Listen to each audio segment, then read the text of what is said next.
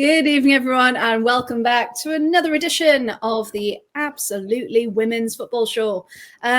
We just need a bit of calm and a bit of patience in the chat, don't we? We were just having a nice little chat backstage, and you know what? It gets you all ready and waiting for the football content that we know you want.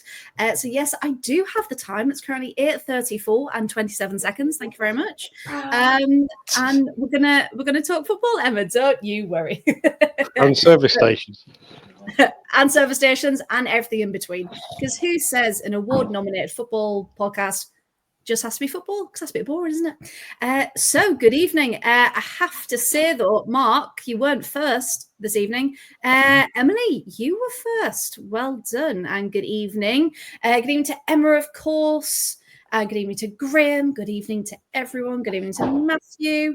I love that the gang's all here. Emily was here at 6:44, by the way. That's impressive.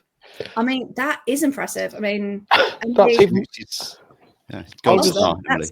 God's star. That's commitment. I was in the back we room were barely at here at 8:29. 8:29. So there you go. But we are here now. There we go. And of course, our lovely Sam is in the chat as well, saying, evening, you legends. Yes, Sam, thank you very much. Now, we currently have Champions League games going. No, Champions League games. Hey, I pluralized the right one. Going on. Chelsea were 1-0 down, and they're now 2-1 up. Thanks to Ashley Lawrence, I believe, who has just scored. And it is in the 33rd minute. So if you do see me looking down this way, I'm not being ignorant. I've got the match on my other screen. And Matthew's telling us all about it. So if anyone's watching the other game, I believe it's Roma Leon as well. Do keep us updated just in case we miss it. So, but of course, I can't ever do this by myself. Danny, lovely to see you. How are you? Hello, I'm good, thanks. How are you? Hello to everybody in the chat, of course. Of course, yes. We can't do it without the chat as well, can we? Paul, how are you doing? Not too bad. Ticking along, paying tribute to your red eyes. That's what I did say before the show, didn't I? I was like, I need a coffee. I need something. My eyes are killing. And Paul, in solidarity, has the red makeup. I also need to thank, actually, because the topical tag for this week was actually suggested by one of the people in the chat. It was Tony who suggested it. Well, hey. So people are now suggesting topical tags. Which we love. Which we love. So do more. If something happens in the WSL and you think it'd make a good topical tag, shout me. Hashtag topical tag. Topical tag. And it feels like forever since I've seen you. How are you doing?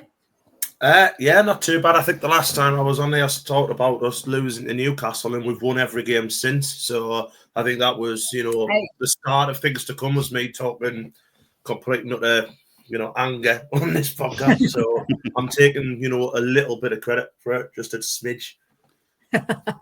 Well, exactly. And from now on, you can be the look that Sunderland need to be guided back to another. I hope so. They're playing well now, to be fair. So I've got nothing to complain about as a Sunderland front.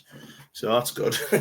Just a pity, I can't get both teams playing well at the same time. You know what I mean? Because the lads have started to drop off a little bit now. So it's like a bit of a paradox. You can't have one without the other. Yeah, you can't have everything. I can't be happy for 1 week. It's just toying with your emotions, and that's exactly what it's for. I'm going to meet Russ. He's joined us. Emily's asked where Rosie is, and Graham, you're absolutely right. Probably stuck in a loft somewhere. Yeah, absolutely. We haven't heard from her for a while, actually, so we probably should check in to make sure she's able to get out of said loft. I must admit, every time Rosie's not on this podcast, I do get worried about where she is. I get to see her next week because it's the awards night, so that should be all right. Yeah, if we can get her there. She's probably a black computer. A new black computer. Oh, she was on Twitter the other day, so she's alive. Wonderful. Good. The other day. Well, we'll give her another few days, and then we'll check in. We'll check in. Right then.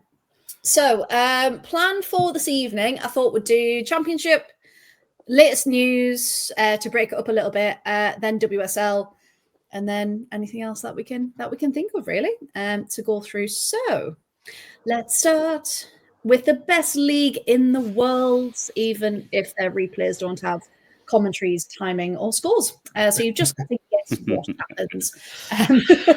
So, Anne, we're going to come to you for this first one. Southampton 1, Durham 1. Mhm. Now, Southampton dominated, but just couldn't seem to get the 3 points, could they? So talk us through this one, if you please. Do you know what it is about Durham at the minute? And it pains us to see it, being a Sunderland fan, but they do find a way to get a result. Like, you know, there's a few games where you think, yeah, they'll lose this one. I remember they were first team to beat Newcastle a few weeks ago, and it was pretty much the same game where, you know, Durham's goalkeeper Tatiana has made, you know, 3 or 4 great saves. Newcastle have put everything, you know, behind it and all that. Couldn't get the goal. Durham went the other end and scored. Exactly the same thing happened on Sunday, apart from Southampton did actually find a way through. But they absolutely dominated the game. And, you know, I know a few Durham fans have said that Southampton's probably the best side they've played this season, and they've still got a draw, which goes to show how well Durham are doing. I've got to be honest, if I'm a Southampton fan and I'm wanting Southampton to go up, and this is no disrespect to Durham at all, because Durham can go top like this week coming, you've got to be beating sides like Durham at home. And like I say, it's nothing to sound, you know, patronising or taking nothing away from that result. But, you know, I don't think Durham will be up there at the end of the season. I expect Southampton to. So those are the games where, you know, this league's going to be last year of the season again, isn't it? I don't think anyone's going to run away with it unless, you know, London or Newcastle decide to buy God knows who in January. But Itana, come this way. yeah, that's it. Yeah. Get Beth Mead or something. But you know, you can when you're looking back on the season. I remember this was probably said about us last year that these are the games you need to win, and they didn't. And you know, they scored a nice goal as well. It was a nice little chip goal, wasn't it? By I want to say Palmer was Amy Palmer won it. Only a bear, so good to see her getting like a first goal and everything. But you've got to put them games to bed. You know, if you're 1-0 up, you score early, you've got to be winning that game 2 or 3-0. And then they've let Durham come back into the game. Durham have always had, you know, a reputation of scoring late. And they've done it again through Molly Lambert, who normally saves her goals for Sunderland, to be honest. Nice to see she does score against the other side. She's a great girl, Molly, so she'll laugh about it anyway. But you've got to give credit to Durham that the start that they've had, yes, it was, you know, I want to say the easier games, you know, the likes of Portsmouth and Sheffield and all that stuff. But you've got to win them, and they've won them. And now they're more than holding their own against the better sides in the league. So the fact that I think Durham have only lost twice this season, Sunderland were one of them, they're bang up there. But it's just opened the league wide open again, hasn't it? You know, a few more results that obviously we're going to go into tonight. Sorry, just fair play to them. I've got to give credit where it's due, even though it's through gritted teeth. But they set themselves up that you know what Durham are going to do. They're going to be strong. They're going to be strong in the tackle. You know, they are going to, you know, disrupt sides, and they get the results at the end of the day. So the proof's in the pudding, to be fair. No, it is, absolutely. And because they didn't really sign many, did they? So we all said, you know, they were struggling last season. They haven't really done much to sort it out. So we all thought, it's going to be like another relegation battle. They're going to be, you know, bottomish end of the table. But like you said, they've just come out this rejuvenated side, and the managing to nick these points where it really matters from these top guys. Yeah, I think a lot as well has been the managerial change, where he hasn't really changed much about them, but he's got them a little bit more direct.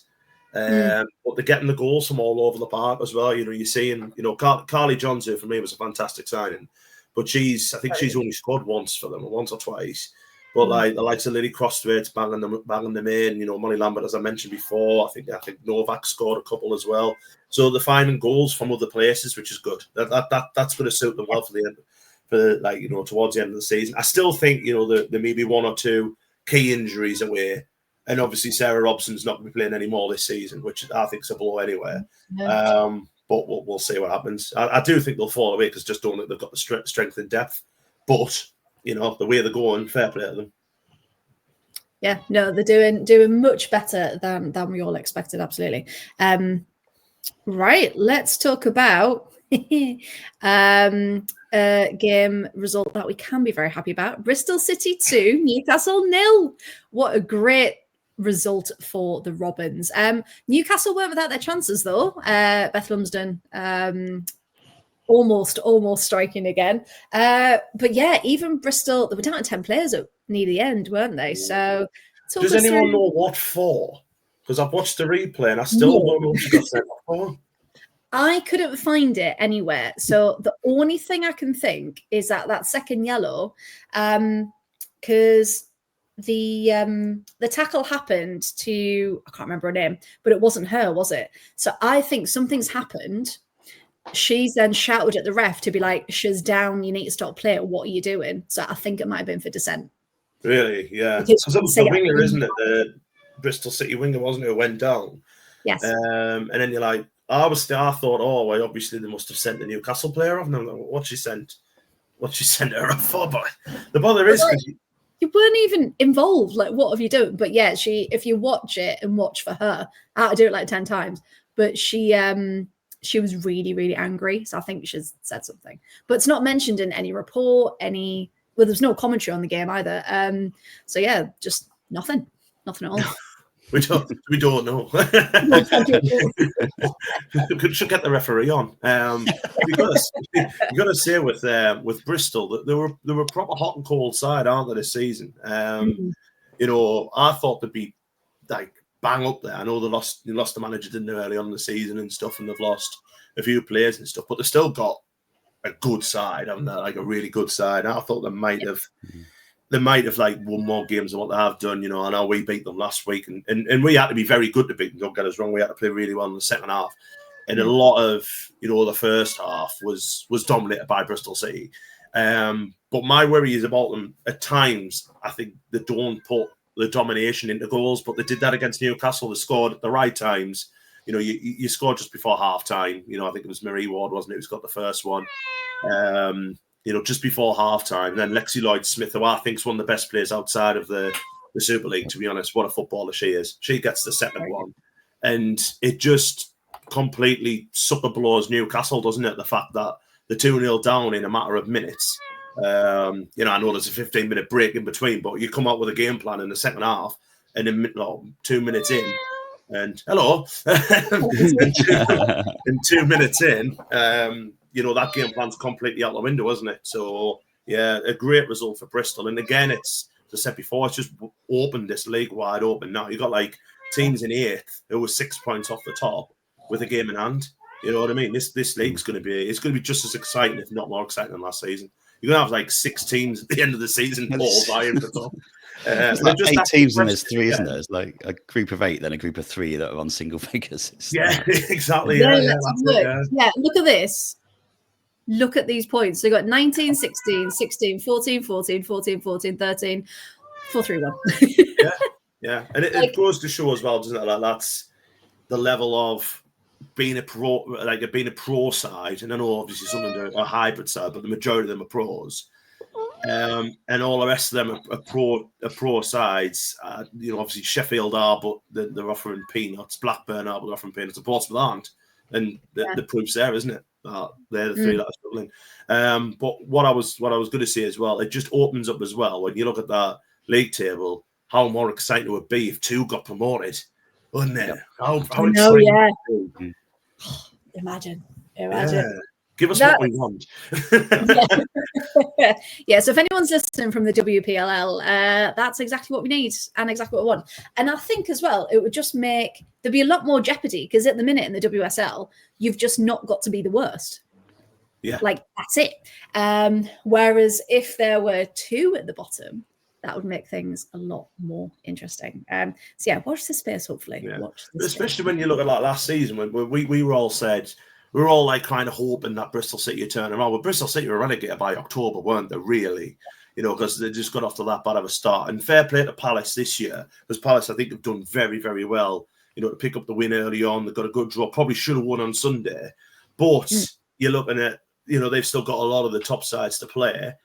Is that going to be they'll get tailed off or not? But even if they don't, and there's a little bit of a fight towards the end of the season, how that would be for the likes of your West Ham's, your Everton's of this like that league, that could get pulled in if 2 went down. You know, it just makes it a little bit more. I think it'll make it a lot more exciting, to be honest. It would, however, as Villa are currently in that penultimate spot.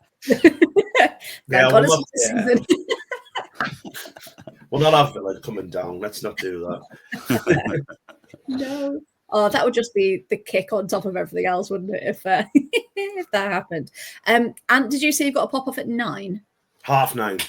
9:30, right? Okay, perfect. Sorry, everyone in the chat. I know I got abused for this last time, but I have family commitments. 9:30 at night. And you did bring a note. It has been signed, so I have given it to the office. They've agreed that you can leave early. That's fine. And teachers double checked that it wasn't my parents' writing. It was. Do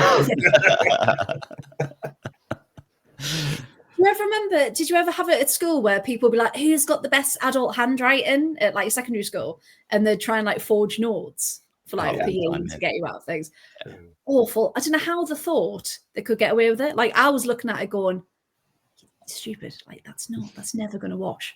Funny enough, it didn't. I can remember someone at school once putting like a note from the mother saying, "Dear, like Mr. Who, I can't remember who it was now. Terry isn't coming to school because I have hurt my hand, not because they have hurt their hand." Oh, that got ripped up to shreds, I think. Oh, that's fantastic. See, the power of proofreading as well. They would have spotted it if they they would have done it. Oh, perfect. Right then, Danny, I believe come to you next then. London City 1, Birmingham City 2. A massive win for Birmingham after last week, wasn't it? Yeah, it was. And this was really weird for me because on Saturday, I'm going to mention very briefly men's football. I'm sorry. But on Saturday, I know, it'll be quick and you won't even know it's happened. Never catch on. Yeah, never catch on. No. I was in a 2,500 strong away end at Birmingham on Saturday in the men's game, seeing a minnow like Northampton Town get a point in the 97th minute, going ballistic and injuring myself and still suffering from a sore throat now, willing us on against the team that have got loads of money. So it was really ironic that then on Sunday coming to this game and watching it on the YouTubes, really hoping that Birmingham would then go and beat a team with loads and loads of money. So it was just a really odd weekend, but enjoyable game, and enjoyable that Birmingham got the win, of course. I think we can agree. But they're 3 points clear at the top now after beating London City. Went there. Big win. You've got to win these types of games. Like Ant was saying earlier, it's such a close league that if you go and beat one of these opponents in there, then it gives you a massive gap and like a really good psychological boost as well. And Birmingham had lost to Newcastle last weekend, but bouncing back. 2 centre-backs with the goals, Neve Heron, Gemma Lawley, both with the headers. Always good to see. Bit of old school there, just 2-headed goals, nice and easy. Lucy Thomas pulled off a good save from Izzy Goodwin in the second half. They eventually got back in it through Georgia Bruffam. But it was just a little bit too late. It was about 4 minutes left, I think it was, when she scored it. But I thought Birmingham were more than enough on their performance to justify the win. Fairly close possession-wise, but on shots and target, shots off target, they were dominant. So for them to go and put in that kind of performance, not just the result, the performance to go and enforce themselves on London City and say, look, we're the Championship, you're not there yet. Get out of our faces. It's like the big kid in the school playground, and a little kid comes in and is like, "Oh, let me have some of that." Birmingham were having none of it. So it's just nice to see London City knock down a couple of pegs at the weekend. It's enjoyable. And we shall enjoy talking about it all the more as well. You know what I think might eventually happen, which I've been saying for years, which would happen. And it's finally come to fruition now. She's at Birmingham, but Neve Heron in England can't be far away. She's been unbelievable this season. Yeah, really good defender. Bangs the goals in. Needs to get bigger shin pads, bless her. But apart from that, she's such a good footballer. But the fact that she's now starting to score goals from defence and stuff. But even when you watch the games back, just her positional awareness is unbelievable. She's really matured into a top quality centre back. Yeah, really impressed again with Tegan McGowan as well. She's had a great season. She's another one of these players who's like Lexi Lloyd-Smith we were talking about earlier, who's just going to light up games, and she's got the ability to win games by herself and to drag Birmingham through games. And yeah, she's been one of the highlights so far for Birmingham. But yeah, big win this was. Yeah, massive. And again, we'll just put it there. As Danny rightly said, 3 points clear at the top. However, all the teams behind them, in fact, the next, 1, 2, 3, 4, 5, 6, 7.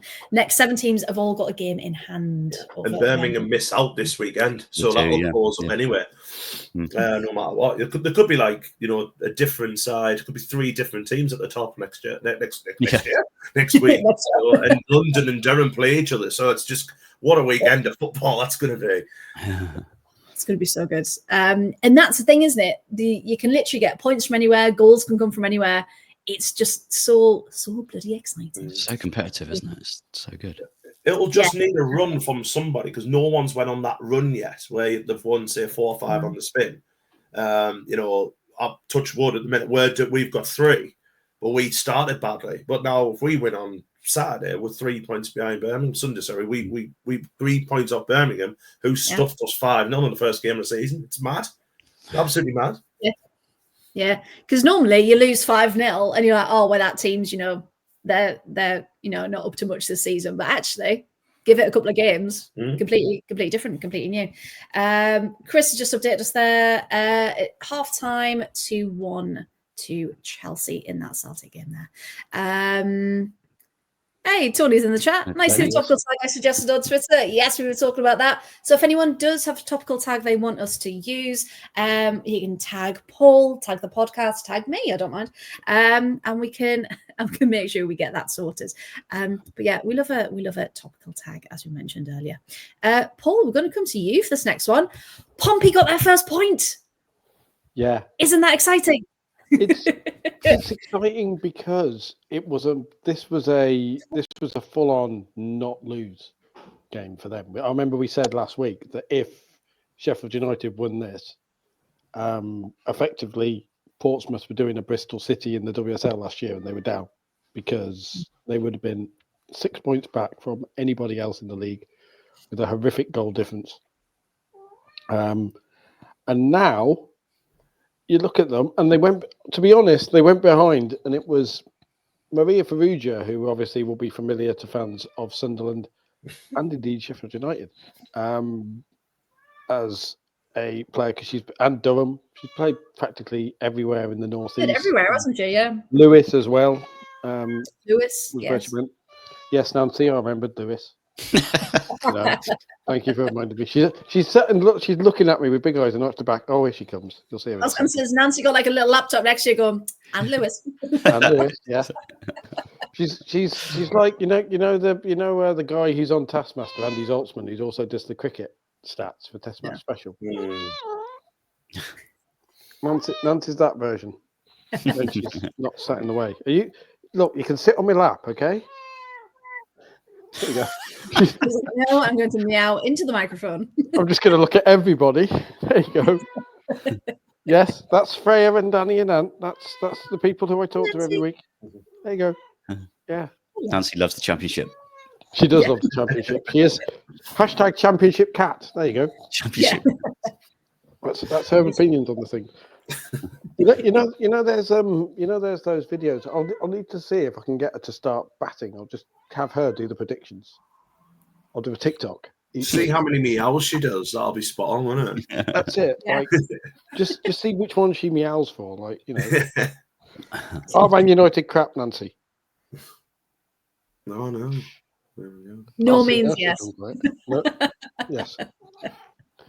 Come up with a defence for Mark Skinner in the next 5 seconds. There you go. You see? There we go. But yes, Portsmouth getting a point, and it really was a point in adversity because they've lost their longest-serving player, their captain, to an ACL injury, their goalie, and a couple of others as well. And at home, and they just gutted the point out. And what was really interesting was watching Ash Thompson, who's the Sheffield United manager now, And we'll talk about Sheffield United managers in the latest news a little bit later on. But We shall. We'll talk about Ash Thompson. His reaction was like it was a loss, like genuinely.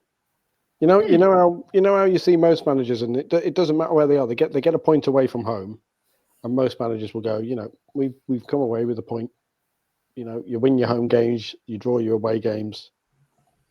You're going to do pretty well in most leagues. His whole thing was, I think his first quote was something along the lines of, so Ash, what did you think of that game? Oh, well, there was great bits and there was really, really bad bits as well, and it feels like a loss. He's sat there going, steady on, mate. It's Remembrance Day weekend. It's barely a third of the way through the season. Yeah. But he clearly has realised that Portsmouth, that his team are going to be in that kind of fight, because more and more Sheffield United look. I think the in the broadsheet paper adjective would be embattled. He just kind of looks that they're sat there like, yeah, we're going to have to just grind out results this season and finish one above relegation. And the way you watch the highlights, the way the Portsmouth players celebrate, it is like they've got their first win. It's huge psychologically for them, because Massive. Bless them, they've been absolutely battered the first few weeks of the season. Yeah, and we thought at one point, are they going to get a point? Are they going to score? Are they, what's going to ultimately happen? And it'll go one of two ways, and I've experienced it both ways with the same team. Ironically, the now sadly departed Coventry, because in the famous Great Escape season, they didn't get a point until I think it was November. They lost their first 3 home games. Didn't get a bunch of points, and you almost felt that first point in the road back against Charlton, when they'd gone 1-0 down and then pulled it back. You felt the kind of sea change then. And I think that'll be the same for Portsmouth. I think now they'll look at it and go, okay, that's the first point is always the hardest. So yeah, because Matthew's saying there, can they use it to build? And then Blackburn away on the weekend as well, aren't they? Yeah, which is a very winnable. Yeah. Definitely, they've lost the last 6. Is it the last 6 Blackburn have lost? So it's definitely winnable. And that suddenly, I'm just shutting my eyes. That takes them up. Assuming results go their way, that takes them up 3 or 4 places. Or certainly 3 places, because we talked about that group at the bottom. Yeah, let's have a look. Is that the mini table at the bottom? Okay. Yeah. So if they do, that will leapfrog them above Blackburn. Yeah. Yeah, they're out of the relegation zone. Sheffield United will still be above them on goal difference. Well, we might beat Sheffield 18-0, Paul. You never know.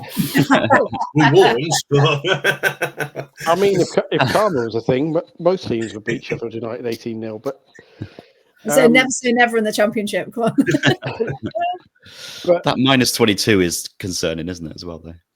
That's going to be the factor, to be honest. Yeah. But I think, as Paul's what's saying, is that them 3 sides are basically going to be beat each other, aren't they? That's their big cup finals, and if it comes down to goals difference, Pompey getting hammered at the start of the season, you can't see Sheffield and Blackburn conceding as many goals against the big sides. I might be wrong, but I just can't see it happening. I mean, you can see that there's 3 teams there, so there's effectively 6 games. It's a 6-game mini league going on there where they all play each other. If I've worked that out right, and I genuinely think 10, 11 points may well be enough to stay up this season in the Championship. Wow. And because I can't see any of those teams going on a run, and unless Sheffield United find a rhythm, or Maria Farrugia really goes on a scoring run, then I can't see Sheffield United really pulling that back. I can't see any of those teams making up that 8-9 point gap now on any of the teams above them. So you've effectively got the two leagues, and unless what will be really interesting is what Portsmouth do in January, because they need reinforcements, and I think they would know that, and they made a big thing in the summer of going professional and investing in their women's team to try and stay up. And although they're by no means a rich football club, they're backed. Portsmouth have a decent amount of money, I believe. The owners down in Portsmouth have a decent bit of financial muscle behind them, particularly for the level they're playing at, and they need to back their women's team, because particularly with the way TV deals and stuff like that are going, this is a big pivotal season for those teams down the bottom. The team that stays in the Championship is going to have a huge boost, and the team that drops out of the Championship may not get back up, and it's that brutal. And there's no such thing as parachute payments either. So, yeah, that's mad.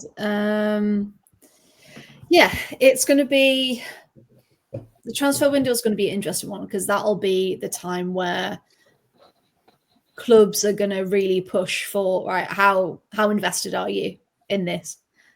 Is it something that you really do want to strive for the future, or is it okay, we'll try it, we're not there yet, let's have another season at Southern Premier and etc. All eyes on Portsmouth for that one, but I am really glad they've got their first point though. And talking about points, and Sunderland have got another 3. Well, hey, 2-1 to Blackburn. As we mentioned, another loss for Blackburn there, but was a bit of squeaky bum time for a little bit, wasn't it? It was for quite a little bit of the game. I mean, Blackburn bought very little, apart from time wasting and really getting stuck into our players. I mean, the first couple of minutes, Grace, he literally gets punched in the back of the head. Referee sees nothing, which pretty much summed up her performance, to be honest. She wasn't good. And I'm sorry to say that, but I thought to say about referees tonight, don't worry. To be honest, I thought all of the refereeing team struggled. Thought both assistant officials struggled on each side. We got a goal chalked off for offside. I didn't think was. Blackburn got their goal, which I thought had a hint of offside in it. I'm not sure. It kind of doesn't really excuse our terrible defending for it, but there wasn't much quality in the game. All the quality came from us. And it was one of them ones that you have to grind out, and I mentioned before about, the Southampton and Newcastle game. We had to probably grind that out on Sunday, because it's give us a huge platform now. Because we've got, we play the other two sides, who were in that bottom 3 that we mentioned before. We play them in the next 2 weeks. So we've got Sheffield on Sunday and then Portsmouth the week after. So, touch wood, if that could make 5 out of 5, we're slap bang, in that title race. As I mentioned before, 5-0 first game of the season and 3-0 the week after, you're thinking we're never going to be in this, especially watching the Newcastle game, thinking, this might be a season to write off. But the fact that they've come back well, but it's coincided probably with, our better players now playing well, the likes of Katie Kitchen, who got the first goal. I think it's an absolute stonewall penalty on Mary McAteer, but Kitch picks it up and puts it in the back of the net anyway, so it didn't really matter. That was a good goal. Like I said, Blackburn scoring just before half time. It was just terrible by us defensively wise. But I think we stopped for the offside. We've let their defender get in, let their defender score. They go in half time, didn't deserve it, and then Blackburn did what Blackburn did last year, where they tried to time waste from the very first kick of the second half. They really got under our skin. It happened last year and we got beat 1-0, which shows a little bit more of like how well adapted some of these players are now this year. But we were marshalled at the back very well by Amy Goddard and a young 17-year-old making a debut called Ella West, who I thought was outstanding. Considering that's her first league game, unbelievable. And what a talent she's going to be. But Tash Fenton on Sunday, that was her best game for us by a mile as well. She was unreal. Just breaking everything up, playing them past that. We know what she can do. And the fact it was against a former club, I think, paid dividends for her.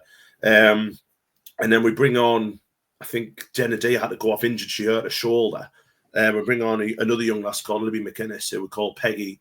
And our social media during the week, they did, what's your biggest ick in football? And Tash Fenton said about Peggy that Peggy does the snot rocket.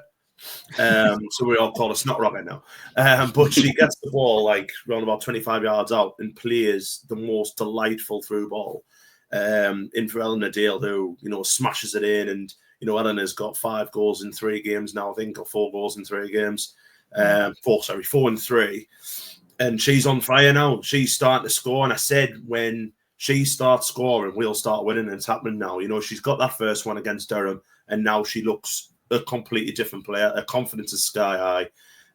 You know, like I say, we've got Sheffield on Sunday. I totally, you know, back at the score again against them. And it just, everything seems happening. Considering 5 weeks ago, we were all doom and gloom when we got beat off Newcastle.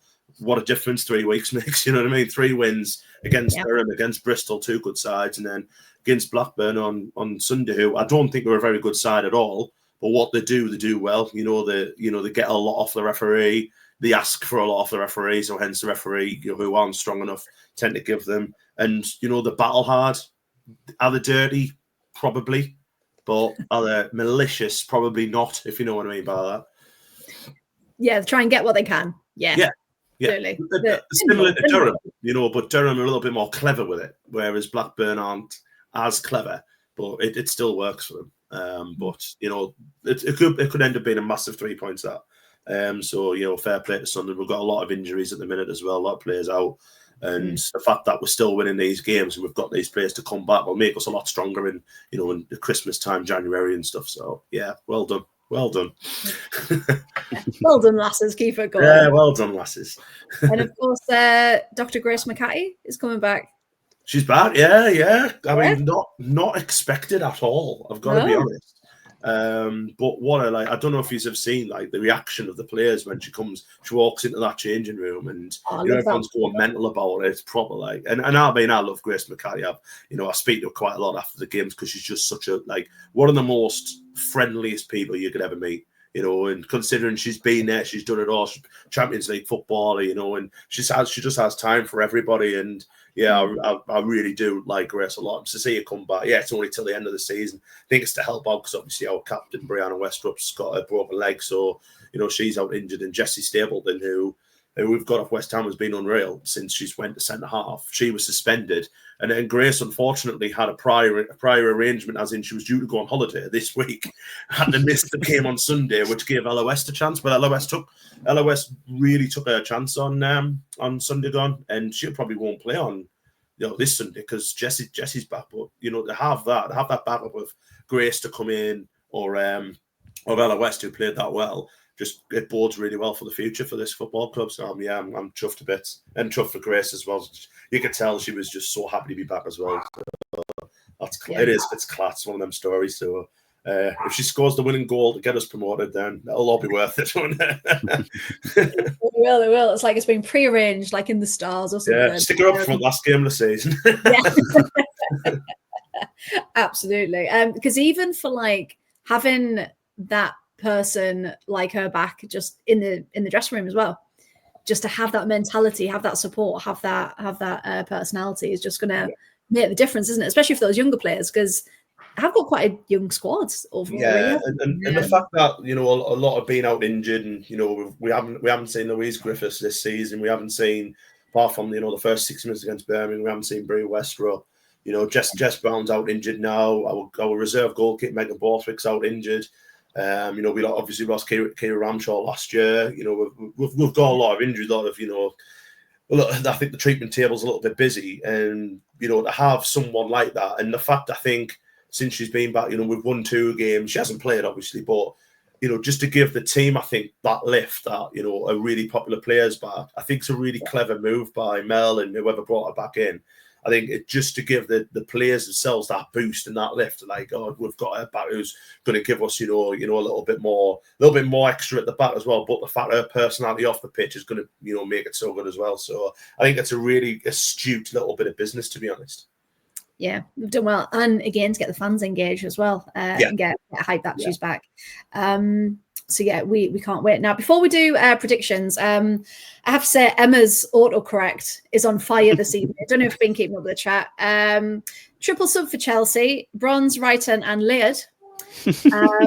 I love Laird. She's in my fancy team. I did read it as Lanyard as well. I did as well. When it first came up, I thought Lanyard's come on. Yeah.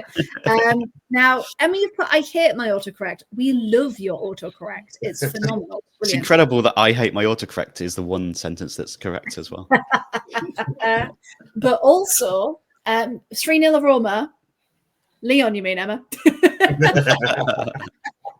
Yep, misread my phone. Because, told us earlier, 2-0 Roma with Melchi. Apparently, because we're using nicknames now. Melchi and Liz. Melchi and Liz, yeah. What a duo, Melchi and Liz. For anyone who doesn't know, Demone. Demone scored twice for Leon, and Vanessa Gilles has just scored the third for Leon as well, away to Roma. So yes, but that was Written Canaries has come on, not Laird for that. Still 2-1 to Chelsea at the moment. We can guarantee that's going to change very, very shortly. Is it really bad, by the way, that I call Melchi Dumorne fishy in my head? A little bit, yeah. Do you want to explain why? Yeah, because of her surname. Dumorne. Cod Mornay. There you go. So it just Cod Dumorne. It's a fish dish. I love the way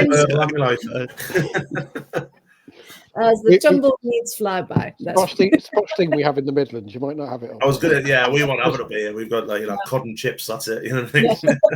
I'm in the Midlands. I have no idea. It's one of those. Danny's from Northampton, though, and Danny has no idea. It's one of those things that might have been posh in like the 70s. Like fondue. It's one of those things that dinner parties had in the 70s that everyone thought was really, really posh. Tumbleweed everywhere. Well, Graham would know. Just think goes to the Valley every week, is it? That's the atmosphere at the Valley, isn't it? Yeah. Valley of Death, because there's nobody there. Death Valley. Graham, sorry. I don't even have a child. Graham. Do you know what it is? Graham's jokes are actually quite funny. I like Graham's jokes. I'm all here for Graham's jokes. I love that you're like, actually, they're quite good. Yeah, like on a Thursday, where I'm on loan from at the moment, but on Thursday, you normally see me kind of smirking when he got it's either that or I'm having a stroke, but it is actually me laughing. It's just because he's been talking, he's been getting all the praise last week. We just need to keep keep his head level. I get that. Or else we'll never get him out the door. No, he's a good guy, Graham. No, he's one of my favourites in the channel. He's all right, isn't he? We'll keep you, Graham. To be fair, and to be fair, Graham, because we've just said you're all right there. From the north, being called all right means you're a proper good geezer. All right is a really good word up here. He's all right. A bit of Ari, right? Let's have a look then. So I know we've briefly said which fixtures that we are looking forward to this weekend, but Danny, is there any particular ones there that are going to stand out for you this weekend? I'm going to go Charlton, Bristol City, actually, just to get Graham back on board. Obviously, with Charlton coming in quite fresh, Bristol City off the back of that win this week. Both teams that will know that if they win, they're going to close the gap on Birmingham. Again, like Ant was saying earlier, it's so tight that any win in the middle of that pack and you're shooting right up there. So I think that's a really interesting game as well. I think two teams with fairly similar styles as well going at it. So looking forward to that one. Yeah, very good. And apart from Sunderland, any others there that are going to be interesting? Well, I do kind of, as much as I'm over the moon at Sunderland are on YouTube on Sunday, but I'm going anyway, so it doesn't really matter if I wasn't. As much as I'm over the moon, the kind of picking of that fixture, for me, that's probably the worst out of the five. It's like a team at the bottom against a team 8th. I know it's 8th in, if we win that one, we go up to as high as 4th. But You've got like a top of the table clash between Durham and London. You've got, Blackburn versus Portsmouth down the bottom, which is, one of them, a relegation 6-pointer, isn't it? Charlton against Bristol, two of the best sides in the league. Newcastle, who are more than likely going to break the attendance record this weekend against Southampton, who, if they win, they go back right up to the top there. And then we're on. I just think it's a bit, as much as I think it's great, and I'm glad that we're back on YouTube and stuff. I think that's not the best of games, but I must admit that Durham and London one, if I wasn't going to Bramall Lane on Sunday, I'd have gone down to Midcastle and watched that one. Because I think that's going to be a really good game. And we're really good on the absolutely. Yeah, it makes you think like who chooses these TV picks, because even for the WSL, they'll choose like the Chelsea games because they're Chelsea. But then when we said the Chelsea-Brighton game, which would have been a really good one, that then wasn't on, and you were like, well, pick the ones that are going to like attract the viewers and like the interesting ones that are going to bring people in. Yeah. But yeah, no, we'll keep it. We like a stream. Paul, how about for you? Which matches? I like Durham London City because I think Sophia Jacobson's going to be kicked into the North Sea. like her and Aslani are going to be like coming from playing for players who've played at the very highest level to be playing on a field in the northeast in the shadow of a hill, which is basically what Maiden Castle is. And not even a real field. It's a horrible 4G. I've played on that pitch. It's a million. Oh, it's horrible. Yeah, they're just. It'll be interesting to see how they deal with that, because if Durham have got any sense, I am very much against cynical football in the sense of, targeting players and whatever else. But if Durham have got any sense, this is your classic thing where in the first minute you want Molly Lambert or Lauren Briggs, someone like that, to just go through Aslani or Jacobson and just put them in the stand, like properly. Welcome to the Northeast. Proper 70s football, like just absolutely. Rachel. This is the kind of thing where you need a Rachel Williams shove. Like, there's no dips at Maiden Castle though. No, so it's safe. You can There's get an athletics trap though that can land on the athletics trap. That's before the stands. Oh, true. Yeah, that's just like. But I think that I genuinely think that's the key to beating London City, because they are the aristocrats, if you like. They've spent all the money. They've come in with, and Newcastle have got a bunch of experienced Championship campaigners on their team, and have recruited pretty well. And the players, the local players, have come up through, the lower leagues, so they're used to a little bit of studs up tackling. But I get the feeling, it's a classic question, is it? Can London City do it on a wet and windy November Sunday in the northeast? I quite like the fact that is all the games this weekend in the WSL and Championship are at the main stadiums, aren't they, of the teams? Yeah. I just love the fact London City will be sat there going, right, where are we going?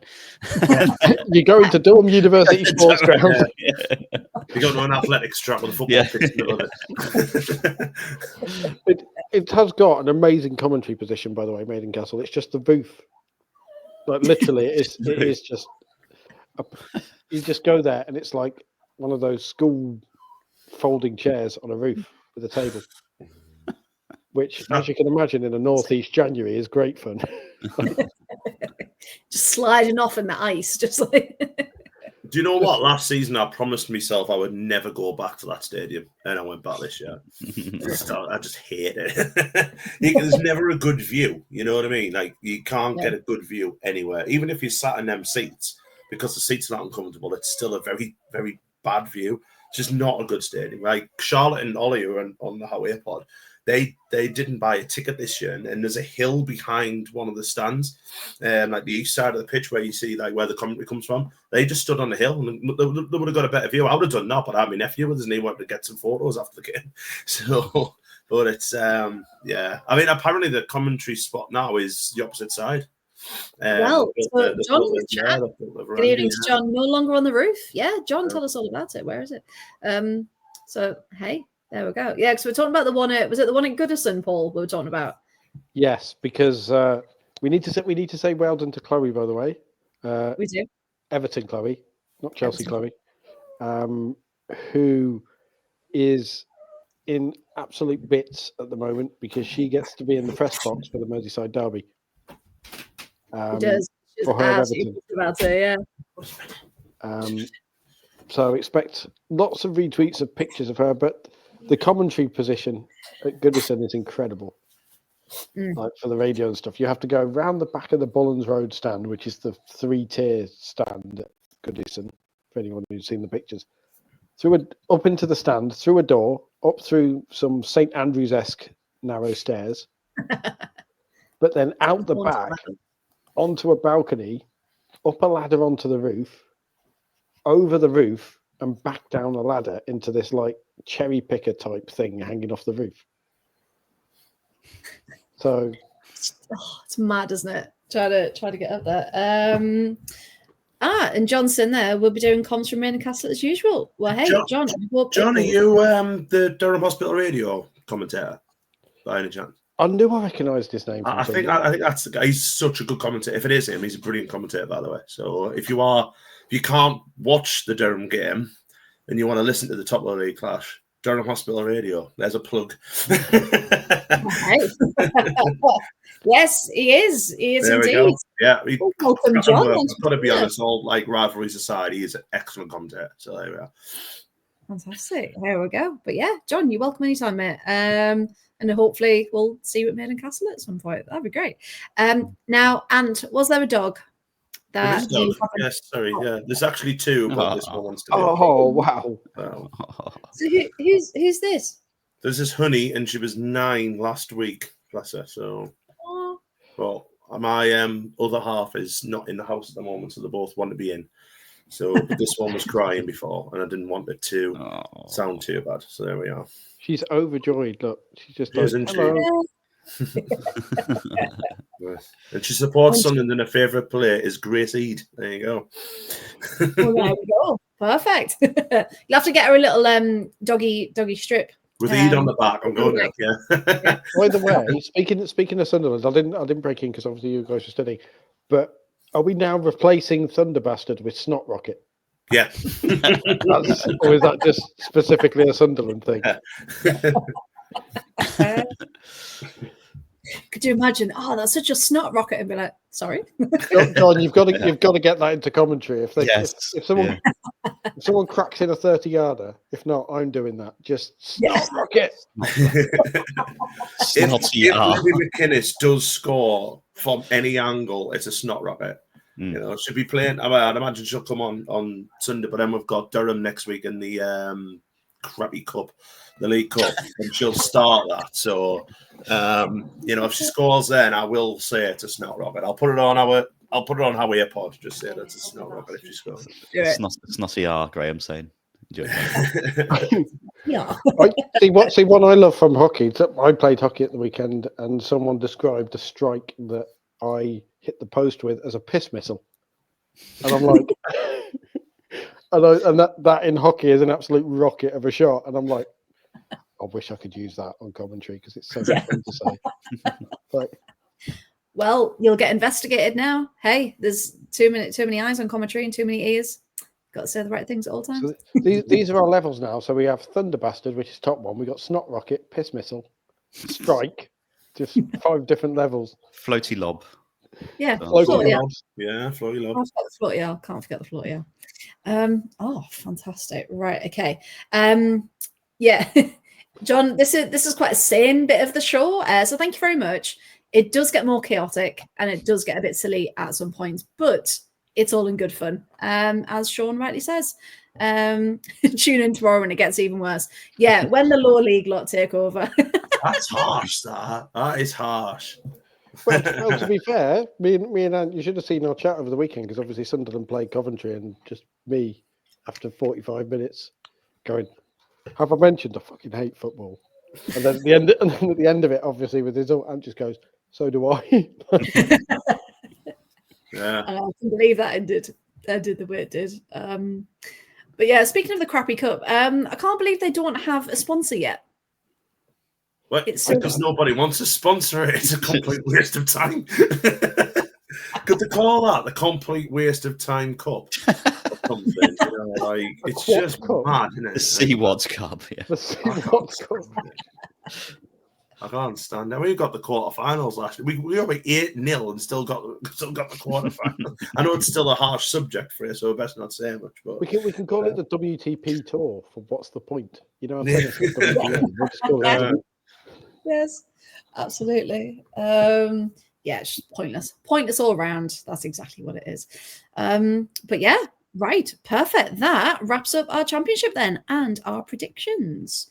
So let's have a little look. We're going to go on to latest news, but Ant, if we want to bid you farewell, you're more yes, than thank you welcome very to. much. I've No thoroughly worries. enjoyed my hour. So I like you to talk about the league I don't really watch. So but, I will be back soon. Thank you so much, everyone. And I'll see you tomorrow, whoever's in Pleasure this. as always. Yeah, all the best, Good guys. night. Take care. Cheers. Bye-bye. Bye. Now, There we go. Ant's like, I need to go. Go. It's that awkward bit where we're all sat there. I didn't read that as BSM. Well, it is the 50 Shades of Grey Cup. I was like, it's not meant to be a funny show, Sean. Just imagine if they bring on subs in that. Hey. Or a team dominates. See, off. We're off and running. Oh, There'll be you some can do it all. interesting ties going on there as well. Oh, it'd be so fun. Beatings mean something very different. I'm sorry. You're really challenging. Challenging. Wow. Challenging. Emma, you okay? Actually, if players change, it could be a sub or a switch in the BDSM Cup. You see, Emily knows. Emily's in there. She knows. There's like two different conversations going on here. There's a conversation for people. There's like an if you know thing going on here, isn't there? And everyone else going, what?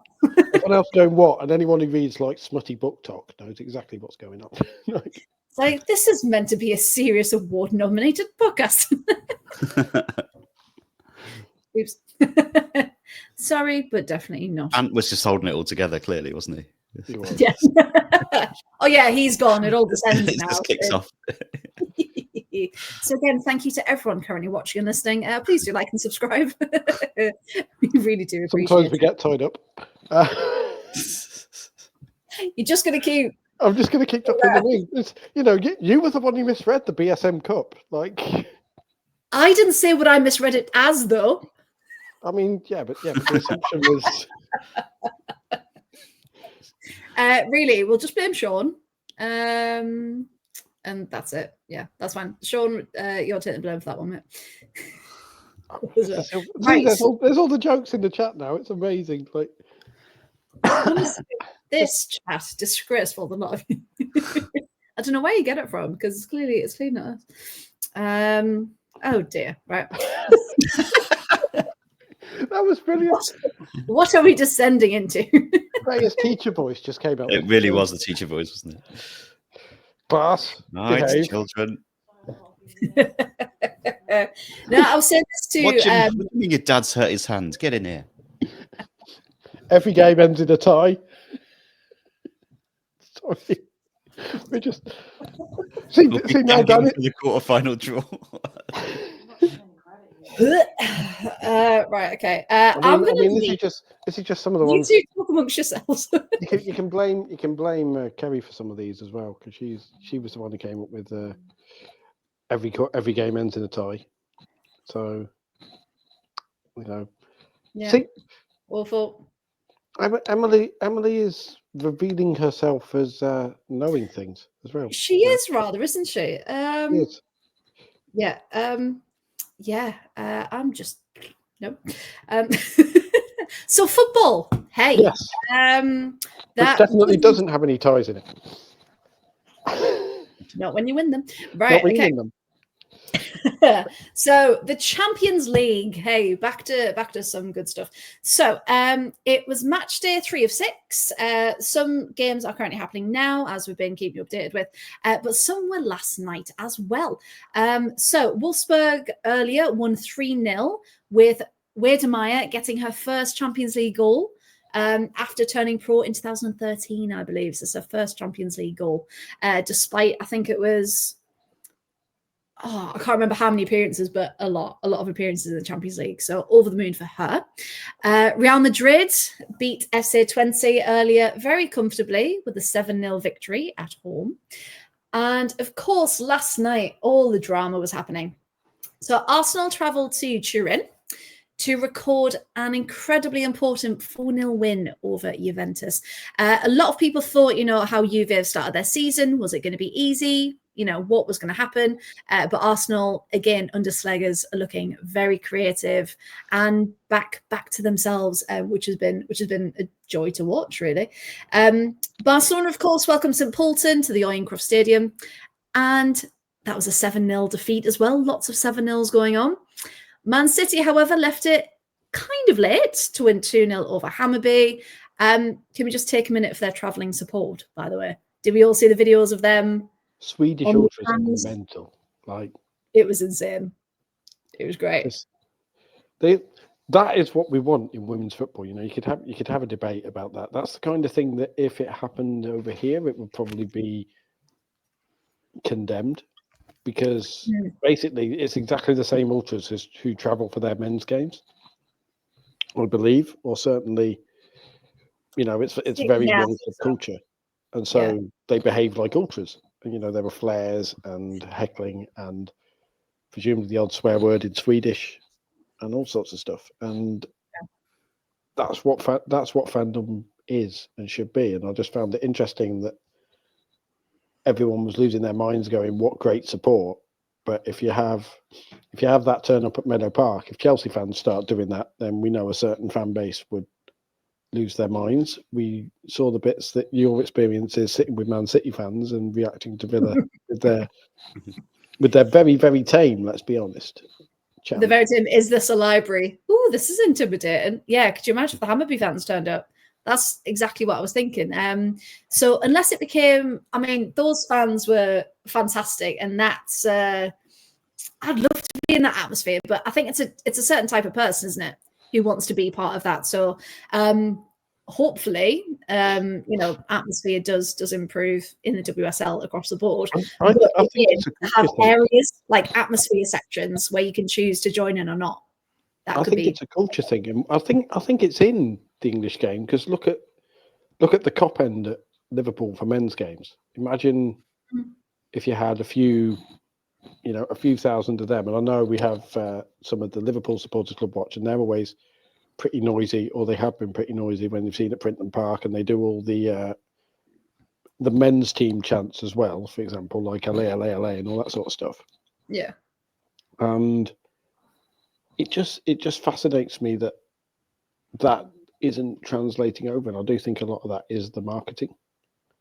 That is, we don't want men's football, so you might be driving away the negative aspects of men's football, which is obviously a good thing, and no one can really challenge that. But you're also getting in a situation where you're not going to get. Danny talking about Northampton with average home crowds of 6,000-ish, and 2,000 of them travel to Birmingham. And massed ranks. And people talk about Arsenal fans travelling away, but they've got 1-2 songs, and they don't have all the flags and everything.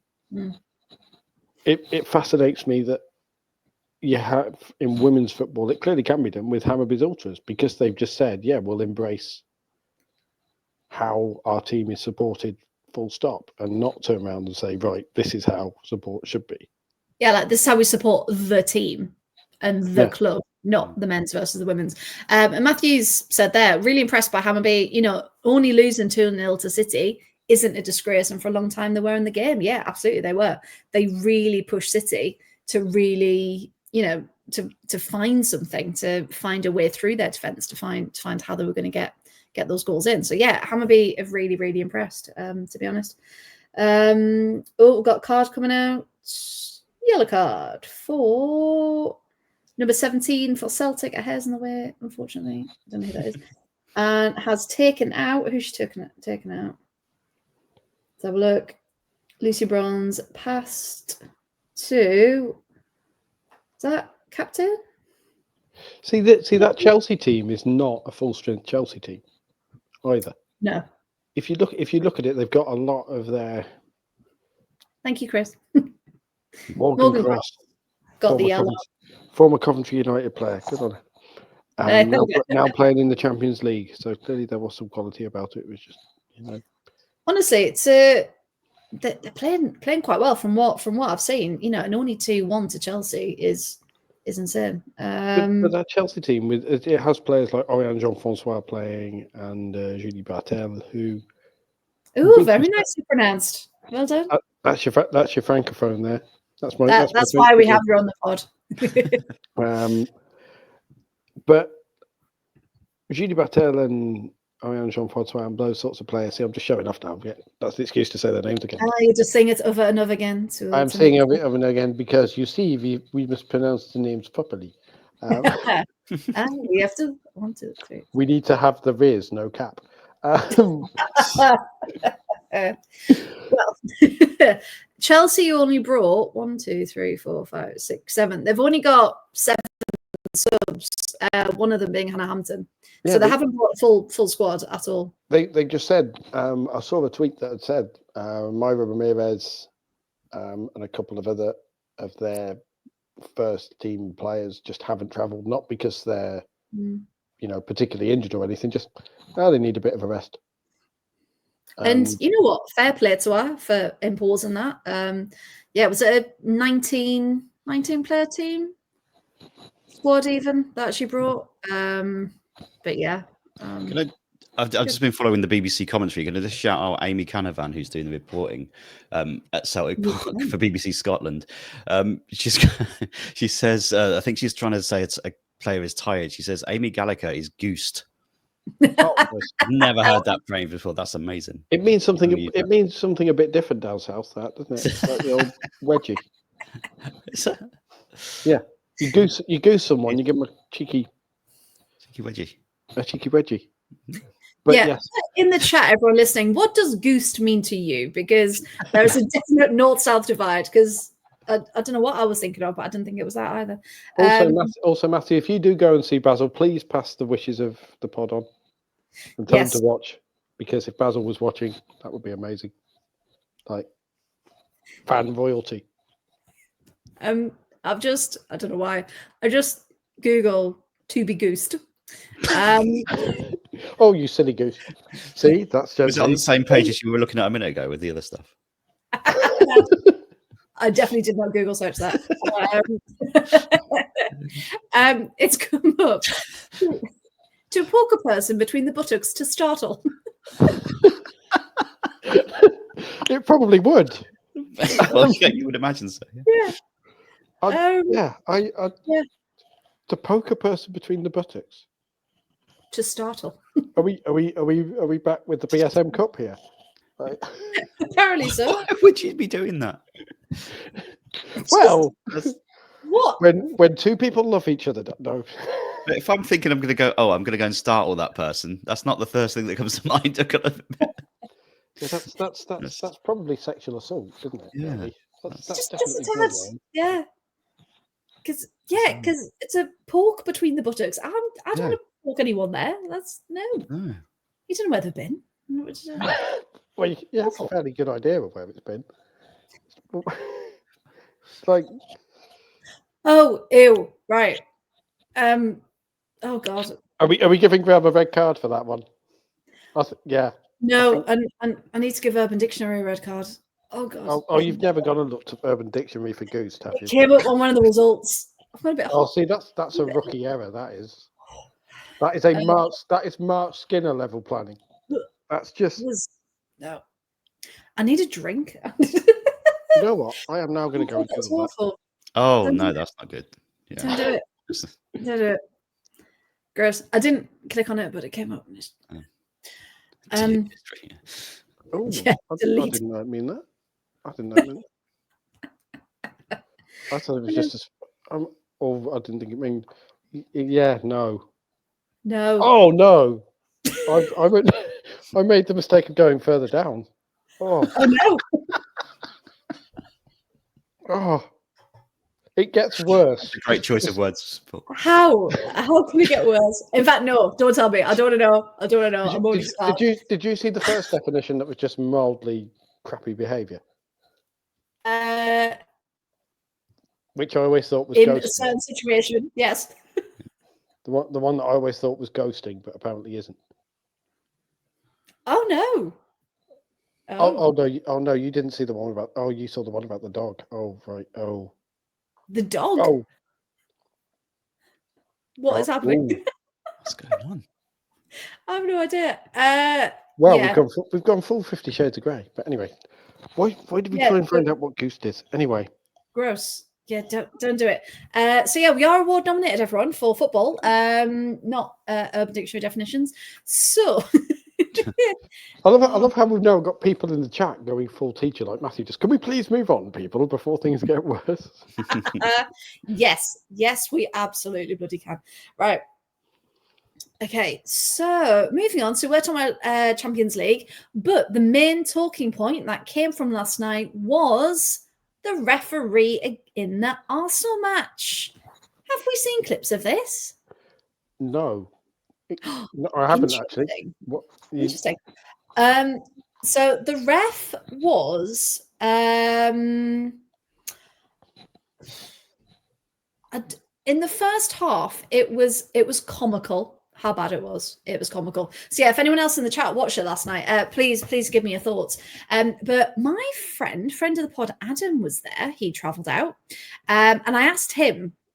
So I was like, right, see if my as a viewer, was I a bit biased, kind of looking at it? But he said his exact quote. I've seen some bad refereeing performances in my time, but the first half was absolutely outrageous. Some of the stuff that was happening was absolutely comical. A few suspect offside calls I could understand, but assisting the defence not once but twice. Everyone in the stands was pretty confused and outraged by what they were watching. Then, of course, there was the effort. There was the moment Fox had an effort tipped over the bar. Everyone could see it, the players, the fans, etc. But the ref said goal kick, not a corner. He then said, I know there's problems with officiating in the women's game and the lack of funding and professionalism, and I guess this is the result. It was embarrassingly amateurish. So that's a pretty scathing one from someone who was there as well.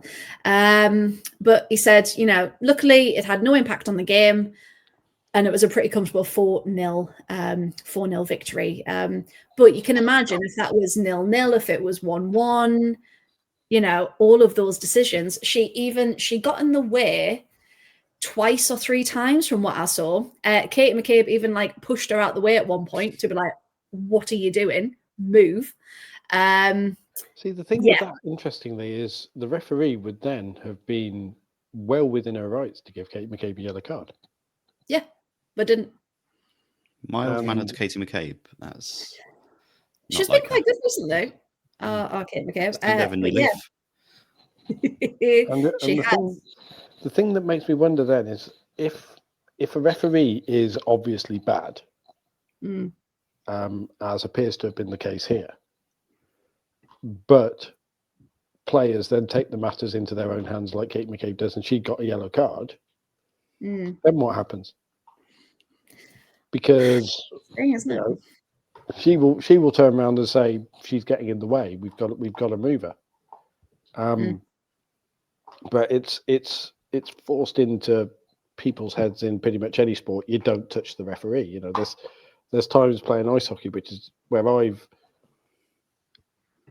I've had a referee get in the way or block something, and I've literally screamed at them, fucking move, and they've turned around and given me the look, and then you kind of go, you realise what you've done, and kind of go, oh, sorry, sorry, yeah.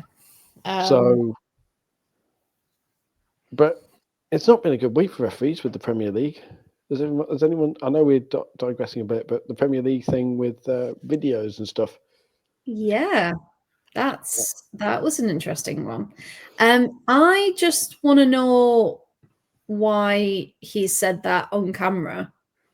Even if you thought it wasn't going to get out, you wouldn't put that on camera, would you? I love the fact that there's a second video though, where he says that first video can't go anywhere. Like he knows what he's done. And yeah, he knows full well, yeah. But just the joke in the group chat is there's now Arsenal and Chelsea fans everywhere desperately searching for similar videos of Emily Heaslip. Yeah, I did see that. But then I saw some City fans go, well, after that game, and we all know which game, she hasn't been back to the Joy Stadium. Whether that's on purpose or not is a different kettle of fish. But yeah, it's just bizarre. Like, we all know the standard of refereeing needs to improve. And again, this is the same week that Rebecca Welsh is getting inducted into the National Football Museum. Yeah, the Hall of Fame. Yeah. And it's just like, how can we have such like glowing examples at one end and then the complete reality of, the majority of refs, unfortunately. So yeah, it just shows how far we still need to go to get some parity, because ultimately a ref's meant to be in the best position on the pitch, aren't they? And if you're getting in the way of Katie McCabe, that is not the best position to be in on the pitch. Matthew just put there, the ref's giving out yellow cards like she's giving out battered Mars bars from the local chippy. Yeah. Glasgow chippies sell alcohol. It's amazing. As well, Scottish chippies can sell cans of beer as well. So brilliant. Yeah, how many yellows have we got now? Aggie Beaver Jones has got a yellow as well. Actually, speaking of Where's Rosie, didn't she mention earlier on Mimi was having to talk her out of buying a last-minute flight to Glasgow? So maybe she is. Yeah. Maybe she's there. Maybe she'll just appear in the chat. Like, oh, Lucy Bronze is down. I repeat, Lucy Bronze is down. And it looks painful. That did look really painful. And we know Lucy doesn't go down easily. Just as long as she can bend both her knees. Because, I think she was holding her knee. This is the trouble with women's football again. As soon as you said that, everyone in the chat goes, is it a knee? Like, it's the instant thought in women's football. It's she's standing. We're good. Right, so what happened? Replay. Ow. Yeah, it wasn't a knee. She went up to head of the ball. The Celtic player, she went to jump up against the player, but the player then ducked out the way. So she landed on her back and her neck and her shoulder. That was really painful. Now she just shouted at the ref because she was like, you need to leave the pitch and come back on. And she's like, no, I don't. Like, I've just stood up. Like, I'm fine. And she's still waiting to be called back on. There we go. She's back in now. Speaking of things that need changing, we should probably mention there have been more revelations in the Maddie Cusack saga. That was going to be my next segue. Yes, absolutely. So more details will come to light today, with more information about previous complaints and even NDAs that have been signed by players. So, Paul, can you kind of talk us through this for anyone that's missed it? And of course, why is it so important that we keep talking about it? Well, the short version is Dan Taylor, who is a writer at The Athletic, who doesn't, I believe, normally cover women's football. He does more the kind of stories around social impact of football and, the issues around the game. But he has been very, very hot on the Maddie Cusack case all the way through and following Jonathan Morgan. And he was, I believe, the person who broke the story about Jonathan Morgan having previous player relationships, and which eventually led to him being dismissed by Sheffield United. He has done another article today, and the too long didn't read version of it is that Sheffield United were aware of concerns about Jonathan Morgan, both before they actually offered him the job And when he was manager, one of the other players on that Sheffield United team made a point of putting in. It's not clear whether it's an actual complaint herself against the manager or whether it's more of an advisory, but it's very much the way Jonathan Morgan is treating the team could have a negative impact on some players. And given the way that the article was phrased, it was something like one of the teammates of Maddie Cusack, who was believed to be a close friend of the midfielder or something. It was kind of like, yeah, someone basically said to Sheffield United, Maddie Cusack is struggling here, and it's because of the treatment of the manager. And before he was hired, the then director of women's football there, is Zoe. I can't remember her surname. I'm going to have to look it up.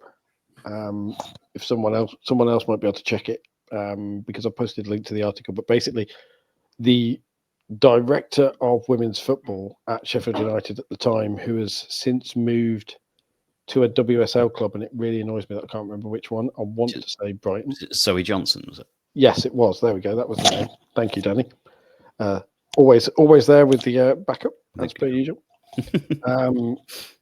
Yes, she has now moved away, but she expressed in an email during the hiring process, basically, Jonathan Morgan does not have a good reputation, and we need to consider this. So the upshot of Dan Taylor's article is basically that Sheffield United had all the red flags raised about Jonathan Morgan and elected to sign him anyway, and the inquiry that they ran in the club themselves conveniently failed to mention any of this. So, and this is why, like you say, you asked why we need to keep the pressure on. This is why, because this is now looking like a blatant cover-up by a second-tier professional women's football club, which has led to the death of a player. Yeah, indirectly. I think if this can happen at Sheffield United, which is a fairly big club, it's not as if it's like in the obscurities of nowhere. Then, unfortunately, how many of the people are in positions of power that shouldn't be? Because people are willing to cover these things up, and it's horrendous. We've seen the issues at Leicester, and we should state the issues at Leicester with all the player relationships and everything with Willie Kirk. All of that was fully consensual, and there was not any suggestion of any criminal wrongdoing. It was just perhaps an abuse of power, but that's allowed to happen. We've seen questions over Jonas Eidevall and the way he treats players. We've seen rumbles about Mark Skinner. We've seen, these are high-profile managers who are having people on the grapevine saying things about them, and you get the feeling women's football would just want to forget the Maddie Cusack case, except for the once a year where they can say, "Oh, how tragic it was." And this is why articles like this from Dan Taylor are so important, because it really keeps the pressure and the spotlight on, and means that the FA inquiry can't whitewash. Yeah, and that the more they're digging into this, the more that they're recovering. And it's just like, how deep does this go? How many more things are they going to find when they keep going? So we will keep talking about it. Yeah, Anything? The fact that they've never allowed the family to see the inquiry as well is massive red flags, isn't it? Yeah. Because what the first inquiry is like what they hide, and the fact they've done NDAs, that immediately says that there's something to hide, and it's.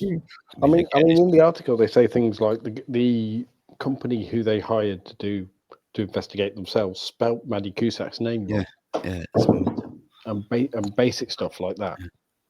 So it's the whole thing is just abhorrent, isn't it? And you just think, how can people go about knowing that these decisions have been made and they've been agreed, and all of this has been allowed to go on? And I read the thing about NDAs, because obviously to us, I know they're quite commonplace in like America and businesses and things, but to me they're like in the films, like, oh, you sign an NDA, like, but apparently it was standard nothing about an NDA is standard.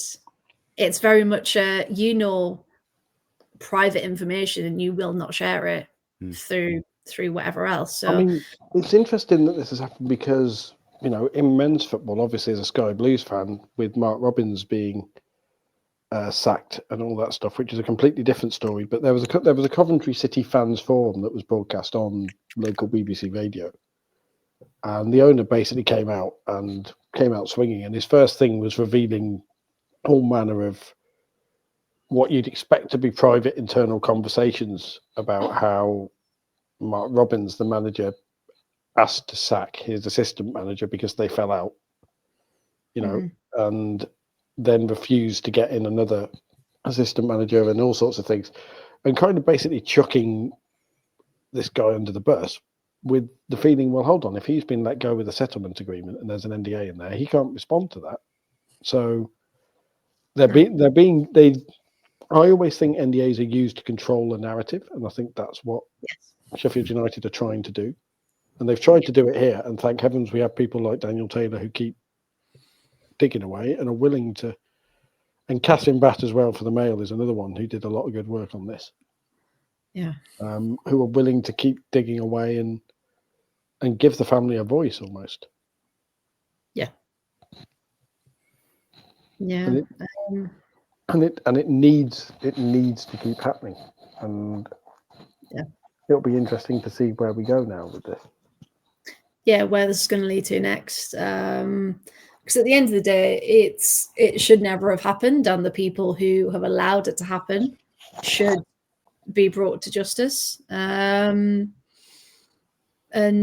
hopefully it never ever happens again, because it's so horribly disgusting that it was allowed to get that far, with people knowing full well what was going on. I think that's the kicker, though, isn't it? Like, people knew, and no one put a stop to it. I still think this is going to be like the NWSL scandal that came out with Paul Riley and a few others. Not the same thing. There's no suggestion that there's sexual abuse being rife in the WSL or anything like that. But in terms of the way women's football, this is that kind of scandal that, when it eventually does come out, it's going to cause ripples and waves. Yeah, that will cause people to turn around as a sport and say no more, and fundamentally change. And we can only hope that's the case, and it will be reporters like Daniel and Catherine who've done that, and Maddie Cusack's family just refusing to accept what's gone on, and fair play to them. Yeah, absolutely. Because they need answers, and they fully deserve to know exactly what went on, to what extent. So yeah, we will be following this, and as soon as we get any new details, we will keep you all updated, of course. Danny, are you okay? Do you need a drink? All right, so I just had a bit of a coughing fit. I'm all right, I think. I know it's the worst, isn't it, when you can't get rid of it. Now, just before we move on slightly, so Chelsea did win. It did end 2-1.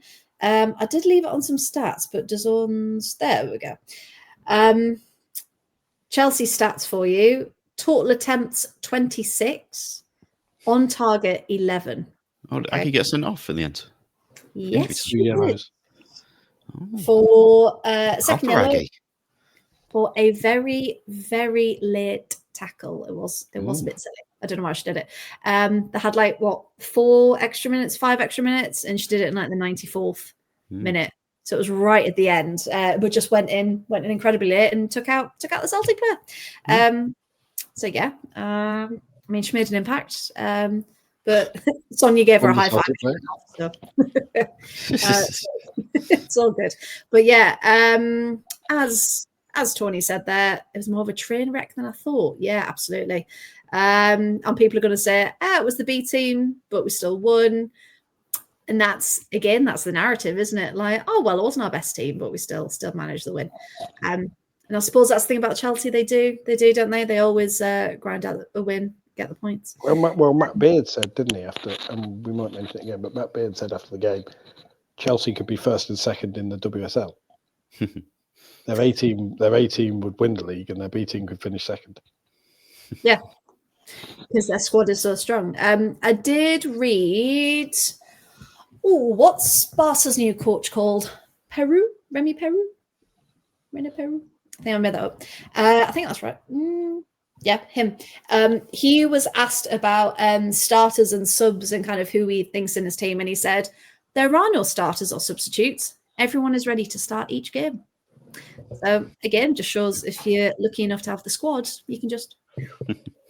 Well, it does annoy me how you've got that change now, because now I think it's the NWSL who don't have subs. They have starters and they have game changers. Yeah, literally on the team list. Yeah. No, it doesn't. It does. Isn't it finishes? Is it not finishes? Finishes is more rugby, isn't it? It's like finishes is definitely more rugby because they have starters and finishers with the forwards. But obviously, rugby is a much more physical game. But I'm sure certainly last year San Diego had starters and game changers. That's like when you're in like sports day at school, and it's like, oh, we're not doing runners up, we're doing second, First losers. Yeah, slowest winner, like instead of last, like it doesn't. I will have to say that Blue Pros put that was the worst performance ever by Chelsea women this season. Ever this season, or Ever this season. yes, Forever, your children and your children's children for 3 months. But they still won, which they're good at.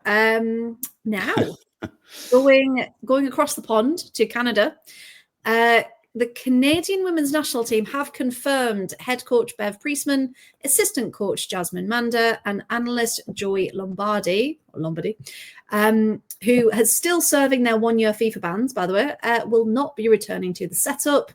I think we all kind of guessed that.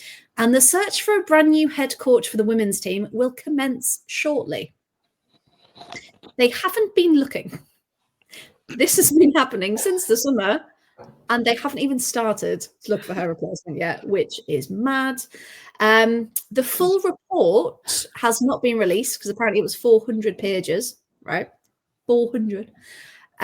They did release a 36-point summary, however, of the independent investigation, but it contained about 135 redactions. So there's a lot of information that they're not releasing, funnily enough. They did contact, his name escapes me now, the guy who was in charge before Bev Priestman, who's now in Toronto FC, I believe. John Herman, wasn't it? Was it John Herman? Yes. Who is English as well. Is he English? He is.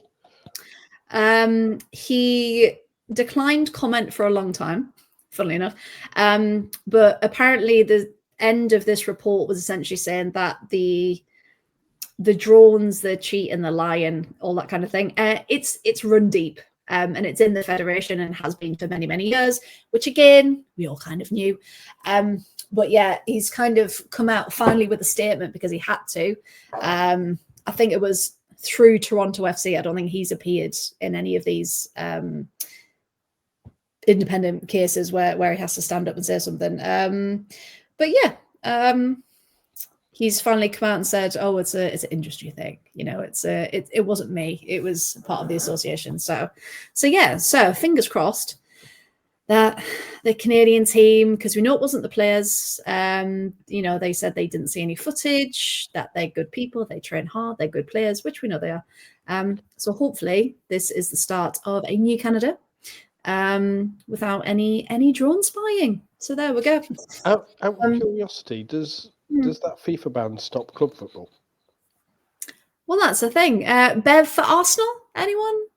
There you go. Medrone Park. Yeah. Medrone Park.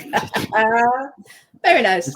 If Bev's going to Arsenal, then that leaves a massive gaping hole that Canada can fill with Philip Neville. You're determined to just get Phil Neville a job. Are you Phil sure Neville's you're agent. Phil Neville's agent? Yeah, I'm. I just want the chaos of Phil Neville somewhere.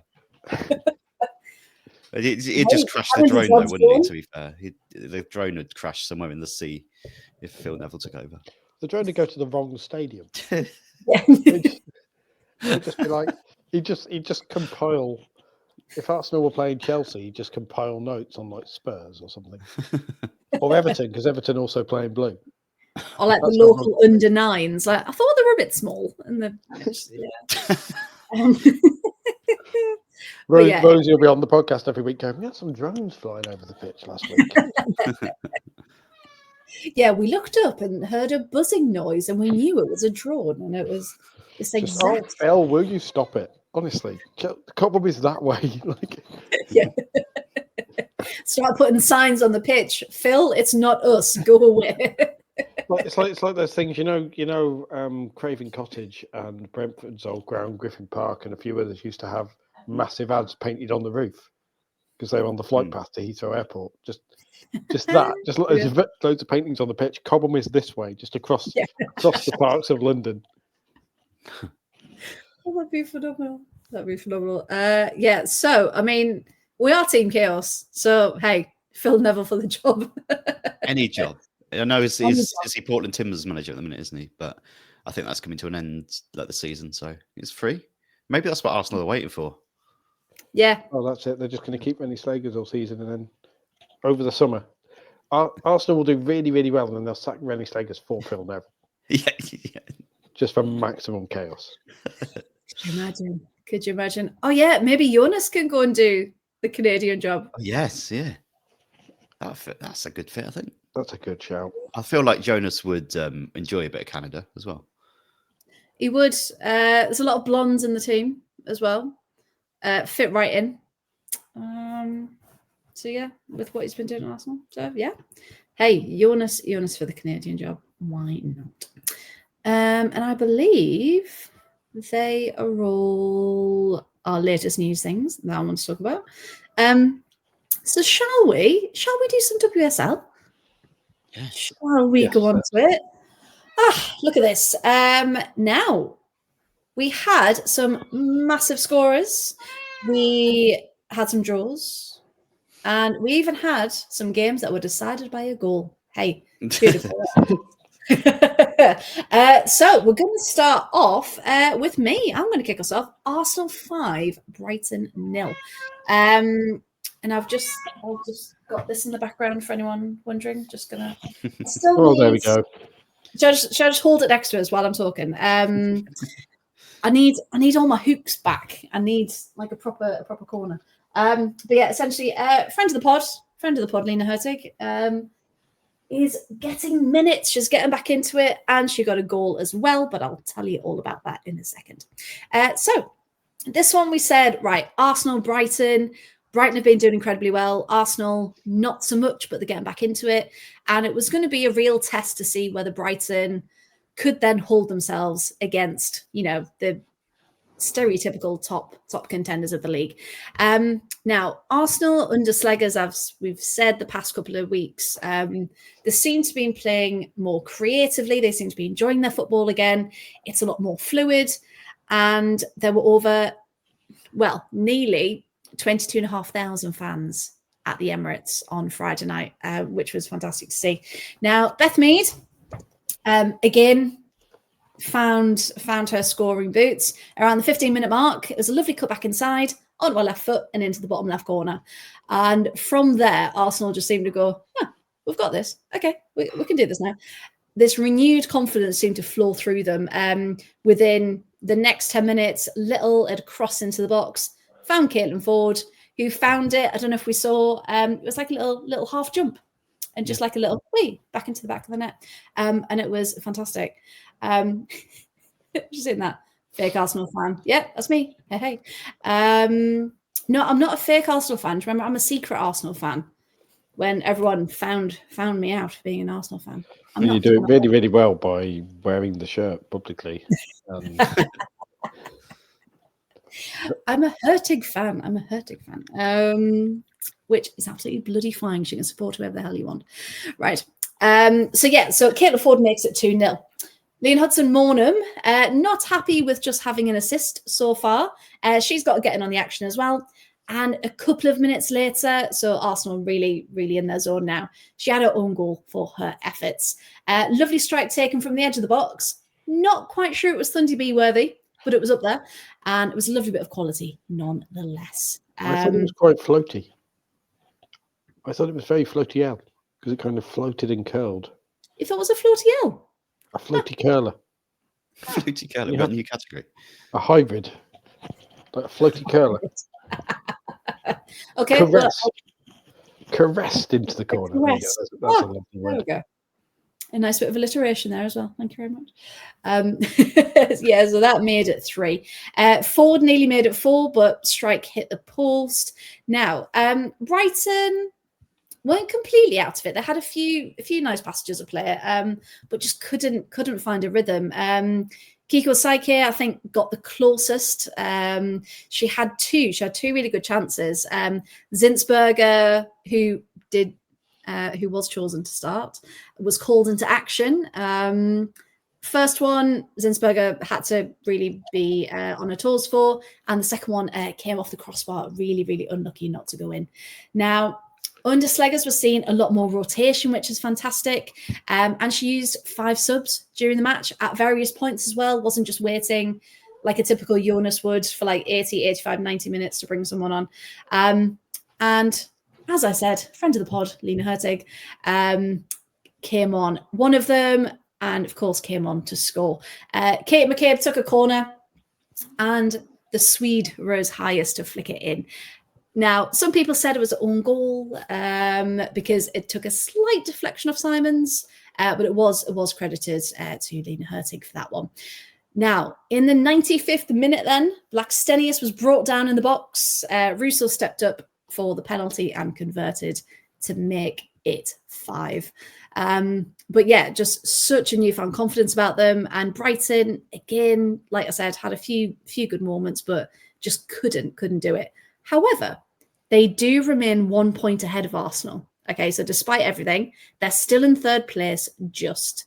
Now, to put it into perspective with some stats, Arsenal had 18 shots, 8 on target, 6 were off target, compared to Brighton's 6 shots, 1 on, 1 off. That was it. That's all Brighton managed to do. And Arsenal, typically, we've said, there's lots of kind of action touches in the box, but they're not quite getting it in. 35 touches in the box compared to Brighton's 9.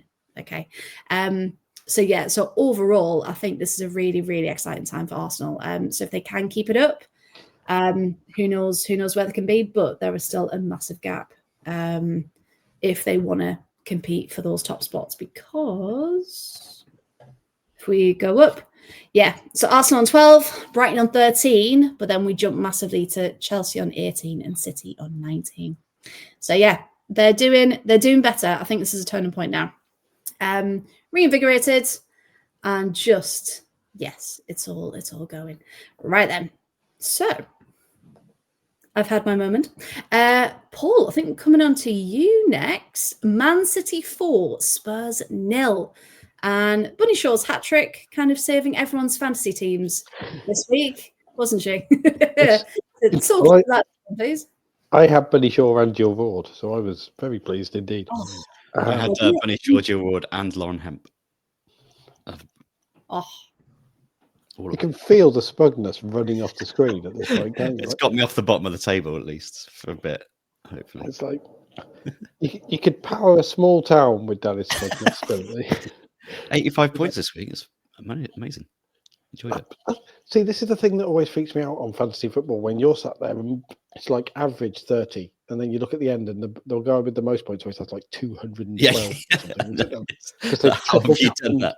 Because they've triple captained Maya Letitia scoring a hat trick or something completely random, and also had the power ups for the defense when they've got 5 players getting a clean sheet or something. And you just sat there going, "Sorry, this isn't luck. This is just Yeah." There's going to be a fantasy football corruption scandal in the next few years. But yeah, Bunny Shaw, I believe I saw a stat somewhere. She's scored something like 12 goals against Spurs in the past 5 seasons or something. No, it must be more than that. It was a lot. I remember them. A few hat-tricks. I didn't write it down. It was definitely one of those things where you look at it and go, bloody hell, that's like, that's ridiculously one-sided. But there was definitely a stat along the lines of Bunny Shaw has scored more goals against Spurs in the past 3 seasons than half of the WSL as teams have scored against her or something. That sounds about right, to be fair, yeah. And as we know, she is inevitable. And she just, at this point, you've run out of superlatives for her. Yeah. Because it's almost like Gareth Taylor just knows what he is, a manager who knows what he has in Bunny Shaw, and unlike certain other managers who we will come on to later on, he knows how to use a number 9. And that Man City team has so many ways it can attack, but you can tell plan A is get the ball to Bunny Shaw in the penalty area and let Bunny Shaw do Bunny Shaw things. And it's built towards that. There's such a great understanding. Some of the passing, some of the feeds through when she makes runs. You just look at it and you go, this is a well-oiled machine. They're enjoyable to watch, Man City, because of the way that they play to their strengths. Yeah, very much so. They very much did that against Spurs. And Bobby Vills, we like him a lot on the podcast. Friend of the pod, obviously, Bobby. War Bobby, yeah. But nice. Isn't that the wrong side for you? That's the black and white side, isn't it, War Bobby? Kind of. Or is it just northeast now? Is it just northeast? Yeah. But yeah, and as Matthew says, and as folks say, it was a horrific error from Claire Hunt, which was bad. Which is the kind of thing where it's fodder for the football lads to just go defending in the women's game and whatever. So we won't dwell on it too much. But Bunny Shaw just terrifies people, and you can't really blame Claire Hunt. Claire Hunt is a very experienced international defender, and Bunny Shaw made her look like an under 9. It was just absolute centre forward dominance in the way she played. Yeah.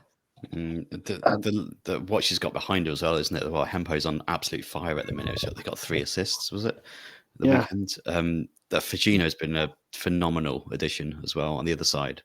But Jill Ward's back in form. You didn't think she was going to come back to be half the player she was, maybe. She's completely back on fire, and Jess Park's in there. Hasegawa's just tidying everything up and letting everyone else do their thing. It's crazy. It's a sewing machine of a team. That's a great description. It's a sewing machine, yeah. It just runs so well. And it's I'm probably going to annoy the Chelsea fans in the chat now, but it looks you never. Man City, when they're on form, are a better team than Chelsea, and they work better than Chelsea. They're more fluid. They're more instinctive in the way they play, in the way they link. But the trouble sometimes, yes, I know you agree, Nancy. But the trouble is sometimes Man City, perhaps in the past couple of seasons, haven't hit that level as consistently. Oh, I'm looking already. She's on a flight back. She's on a flight back from Glasgow already. There's a black computer coming through the window. It's like Black Helicopters podcast version. But no, Man City. And thank you, Tony. I like you because you suggested the topical tag and you're agreeing with me. So I like you. You can come back. But like you say, they are just an absolute sewing machine of a team, and they hit that at times against Spurs, and they were almost just irresistible and a pleasure to watch. And the only question is if they can hit that level 90% of the time, they'll be champions. They will overhaul Chelsea. The problem they've had the past few seasons is Chelsea have hit their top level 90% of the time, and Man City have hit that level 40 or 50% of the time, and rarely in the big games. But if they hit that level against Chelsea, that will be an incredible game. That will be appointment viewing, and that manifesting Man City going full sewing machine as Chelsea. Full sewing machine, I love it. As Chelsea go full juggernaut, so you've got the juggernaut versus the sewing machine. There you go. Really, really bad WWE match. Great. I was going to say that's slightly better than the immovable object against the irresistible force, whatever it was. So in the juggernaut. I love how Nancy is confusing Sophie's cat as well. We're getting cat dating going on. It's she and he. Nancy's on the pull. The power of the podcast bringing everyone together. But yeah, Tony does make the point as well. Like the same one I was doing. The trouble with City is that they don't hit sewing machine level all the time. Yes. Mm-hmm. But when they do, they're terrifying, and we saw that at the weekend. Yeah, and when we saw when Buddy Shaw was out injured as well, it was almost like what do we do now? We're built around her. But yeah, no, you're right. When it works, it's a beautiful thing to watch. Absolutely. And yeah, of course, sticking at the top of the table. Let's have a look. So yeah, on 19 points, Chelsea, of course, still have the game in hand. Remember, are on 18. With Chelsea again having that massive goal difference. And again, I don't know if anyone watched the kickback, Rusha and Shaban's show, but had Kirsten Gasperay on. And she said, asked her about Gareth Taylor, and she was like, you know what? I've learned so much about football coming to City, and it's a completely different ball game. Being there with just how technical and how much she's learned and how much of a better player she's become.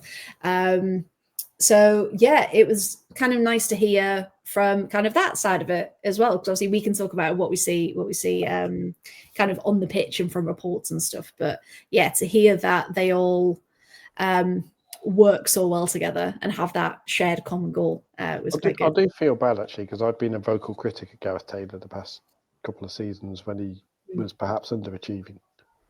But I think he has clearly learned from the past few seasons, and now he's a lot quicker to getting Man City humming every single week.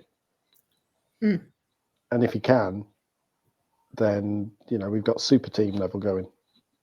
Yeah. We've got a team that can rival and probably beat Barcelona. It's that continuity as well, isn't it? They've had the same players pretty much clicking into gear for the last couple of seasons. It's not been changed that much. So they know how each other work. You can tell that they've kind of got that click going on. The click of the sewing machine is all going well.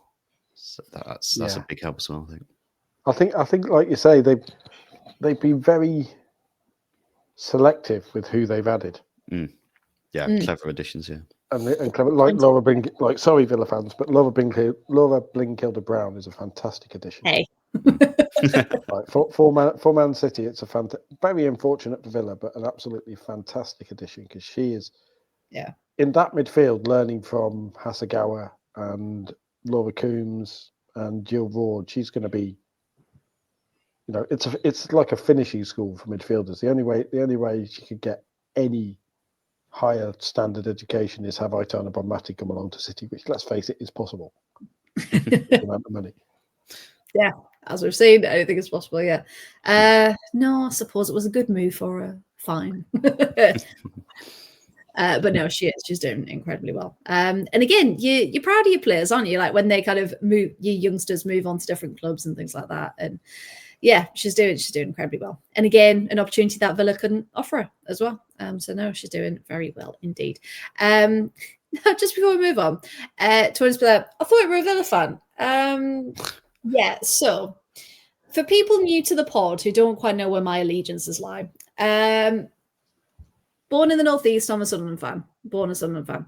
Spent about 8 years in Birmingham for uni and various other things. So I fell into supporting Villa. On top of that, I also support players, regardless of what club they're at. Hence, Lena Hurtig. Followed her when she was at Juventus, thought she was incredible, wanted her in the WSL, and then she appears at Arsenal. And there we go. I've also got a Piemonte shirt. I've got, who else have I got? My Leon shirt. I've got an Everton shirt. I've got all sorts because I'm supporting my players. Some people have a problem with it. Most people don't, but I don't care. To be honest, I support who I like.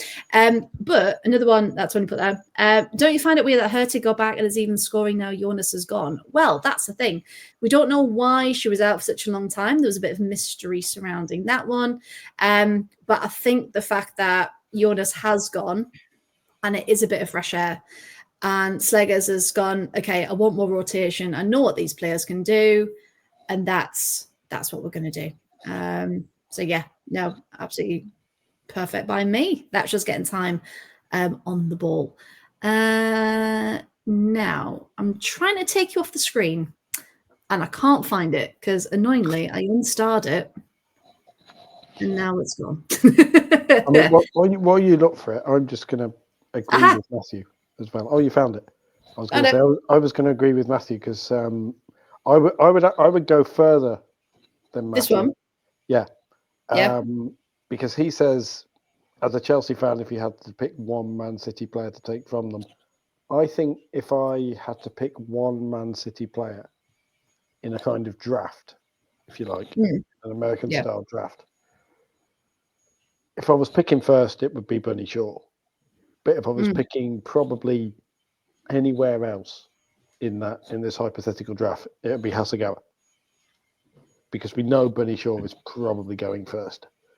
Yeah. But she's such an incredible player. You know, I could sit and talk for hours about her, just as a Rolls Royce of a player. I have a football crush on her. I think are we allowed to have football crushes? Sure. Yeah. Yeah. Yui Hasegawa is definitely one of my football crushes because just the way she plays is quality is insane. Yeah. She holds that team together, and it would be interesting to see. I don't think Man City would suffer as much if she was injured because Laura Coombs could come in and do a job, and Laura Brynkild-Brown could come in and do a job. But if you put Yui Hasegawa is one of those players in the WSL, you could put her into any team in the WSL, and she would make that team better. Yeah, light years better. 100%. Yeah, she is incredible. She really is. Thank you very much for that one. So Spurs just didn't show up. Spurs got rolled over. Basically, Spurs were game and they turned up, but they're not on the same level as Man City. When Man City are up, and and that's no disgrace to Spurs because very few teams are. Yeah, and again, it's shown that gap, isn't it, between to the tops and even to the middle and to the bottom as well. Absolutely. Right then, Liverpool 0, Chelsea 3. Danny, we're going to come to you for this one. Liverpool, it was quite a frustrating day for them, wasn't it? Because I think after they won against Villa, they had they've been confident, haven't they? They've been picking up points. They've been, been able to take them. But again, Chelsea were just too good on the day, weren't they? Talk us through this. They were. Yeah, this is Sonia Bonpastor becoming the first manager to win their opening 4 away games in the WSL. Stat that. That's 6-6 for Chelsea, like we saw earlier. And it's harking back to last season, that 4-3 defeat. Up there, would it have been at Tranmere, rather than St Helens? But that was quite pivotal in terms of an iconic moment of the season where Emma Hayes essentially went and conceded the title and then went on to win it. So that was just that mad game. So you think Chelsea have probably learned a lot of lessons from it. And I know she said after the game she hadn't even spoke about it with the players. she's spoken with the management team, but she hadn't mentioned it to the players at all. They've lost there for the last 2 seasons. They hadn't won there since about 2019, I don't think. So there's a lot of stuff going on where Chelsea just needed to go there and lay a marker down. And that's exactly what they did. I think Liverpool started well enough. They had a couple of chances for Olivia Smith and Leanne Kiernan were using their pace quite well to get in behind. So I thought, we might have a game on our hands here, because once they were getting in, they were creating quite good chances, but you've got to take them. You've got to, against Chelsea especially, you've got to, once you've got the chances, you've got to go and take them. Taylor Hines had one deflected wide, got a couple last week, almost scored again, but then you just got the feeling as soon as Chelsea scored, it was always going to be really tough for Liverpool. Just a controlled performance. Again, the juggernaut kicking into gear. Mayra Ramirez with the first. Got the ball came off the bar from Canarid, and then Wrighton with the second. And I think the second was really the killer. Bit of a mistake from Rachel Laws for that one, and she's pounced on it to make it 2-0. And after that, you just thought, as soon as they got the second, there's no chance Liverpool to get back into this, because Chelsea seem like they've somehow added something even more to what they had last season.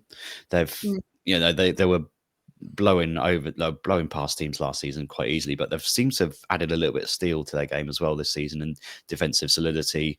There's a lot of talk about set pieces before this game as well, whether Chelsea could cope after suffering a bit last season there.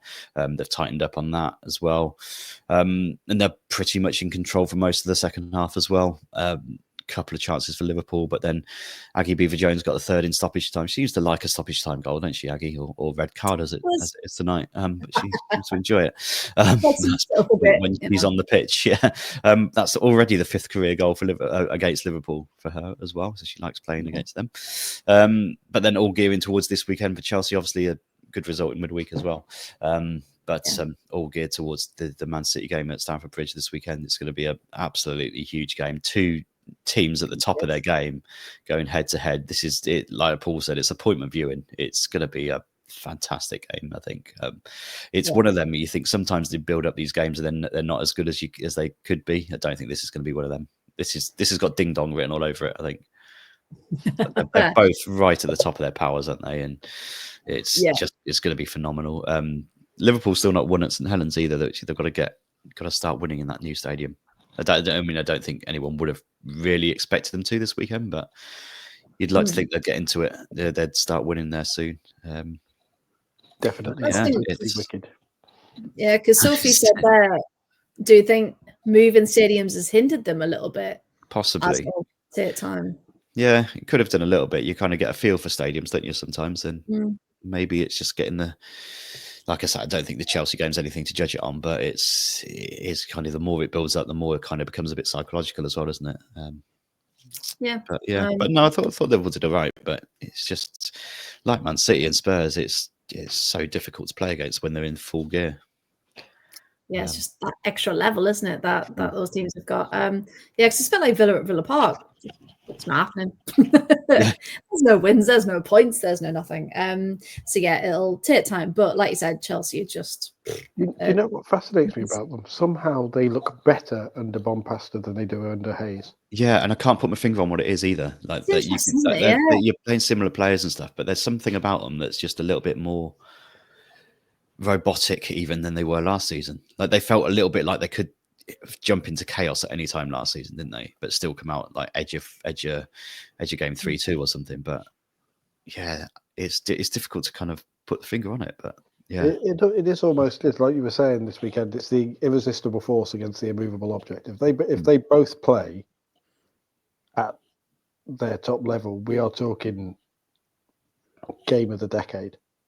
I genuinely don't think that it's. We're massively overselling it, but the potential there. I don't think we are. No. The potential there is game of the decade. Yeah. The kind of game that we will be talking about for years. I really hope so. It's going to be a 0-0 now. It's absolutely going to be a 0-0 with like 3 shots. The tightest 0-0 you've ever seen. just everyone sat there watching it next week. Actually, I'm not on next week, so I'm lucky. But everyone listening this week, Paul with his game of the decade rubbish.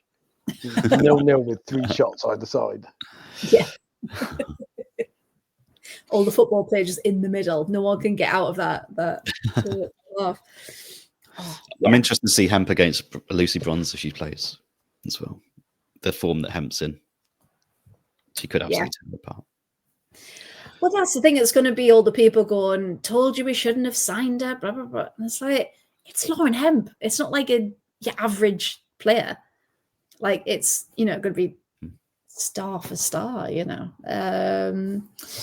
got Sonia's slowly trying to shape Chelsea to move like Leon. She wants us to press and be intense for 90 minutes with a high line and almost every player attacking. Yeah, again, it's that evolution, isn't it? And again, just adding those high quality players that you can bring on for the last half an hour that they're going to make an instant impact, and that's the big difference between teams like Chelsea and City. I mean, if you're going to follow a team like Leon, then 7 Champions Leagues or whatever it was. Yeah. Not a bad team to emulate. No, not at all. Yeah, absolutely. But we'll talk about the weekend. Right then, Danny, I think we're coming back to you for this one. Crystal Palace 1, Everton 1. Massive point for Everton, but should there have been a winner, do you think? Possibly. I think both teams would have gone into this sort of targeting it for a win, wouldn't they? Both of them will want to take a point off someone who's right down there at the bottom with them. Hard fought draw overall. Lovely to see Palace scoring after 29 seconds as well. Always love a good early goal. When my notification came up, I was like, yeah. Really? And then Bunny Shaw did it in the City game as well. And I was like, 1 minute, what? And Everton had the ball as well during that period. It wasn't just like a hoof the ball up and get it. Everton sort of had control of it. And then Palace just nicked it. India Paige Riley with her first goal in the WSL again, which is good. Good to see her off the mark. I thought Palace played really well. Didn't have Annabelle Blanchard. She's suffered a knock in the week, apparently. But I was a little bit worried that they wouldn't be able to sort of play their usual attacking game, but they did. But once they've got in front, you think they're going to be a little bit disappointed to not seal it. But Everton scored a goal by themselves, which is always good for them. Yay! 612 minutes into the season, they finally get a goal that's not an own goal, which is good. Probably from their best player on the day, Hanako Hayashi as well, who's a great player. Nice little header as well. Good point along the way for Palace, I'd say, but one again, you'd think maybe they're looking at it thinking that's a big chance for us, because I think 13 points has been enough to stay up for the last last 5 seasons actually. So they're well on the way to that already. But you just think if they were on 7 instead of 5, that would have been huge for them. Everton, Merseyside derby coming up, followed by Spurs. That's a big run of fixtures for them. And I feel sorry for our Bry. We love him. Because he looks knackered, doesn't he? He just needs a big hug from someone. Maybe we can just go and give him a group hug. He just needs it because he's got a lot of injuries, a lot of things to cope with. Had difficult this season with Palace coming up and playing some good stuff and chipping away, picking up the points and not going not blowing teams away or anything, but they're just picking up these little points here and there that are going to serve them really well. And it means the likes of Everton are going to potentially start getting cast adrift at the bottom. But because again, we've talked about the January transfer window, haven't we? But it's to do with if Everton sort themselves out, if they actually, if there's any money to be had, because very famously, Everton are playing with 50p in a Mars bar to try and get some players. Like it's hard. It's really, really hard, and you can see there's been a lot of discourse online, as always, with people saying, I felt quite offended, even though we don't know our Bri, but, friend of the podcast.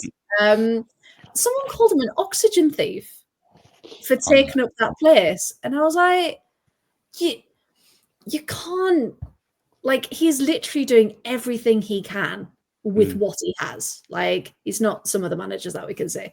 But, to blame him for the team and and it's yes, he picks the team, but he has a very small pool to pick from. It's not as if he's leaving internationals on the bench. It's not as if he's and I just thought there's no baffling decision in there or anything, is there? You think you think that's ridiculous? No, the only one you could possibly argue is maybe Maloli getting a few more starts, but even then it's not a huge thing. She's come on, she makes an impact, you know. It's not as if she's like not playing. So yeah, I think people kind of need to take a step back from it and go, hang on, this is a situation we're in. Yes, we want to be winning more, but ultimately, like they're stuck, aren't they, at the moment until the club sort themselves out. I genuinely think Brian Sorensen is the type of manager who deserves a big job.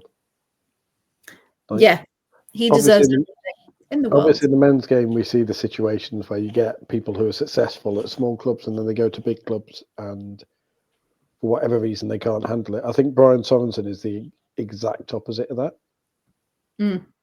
I think if Man United sacked Mark Skinner, they could do a lot worse than Brian Sorensen. And the sad thing is that if they did, his Man United fans would tear him to shreds because they'd only see the results.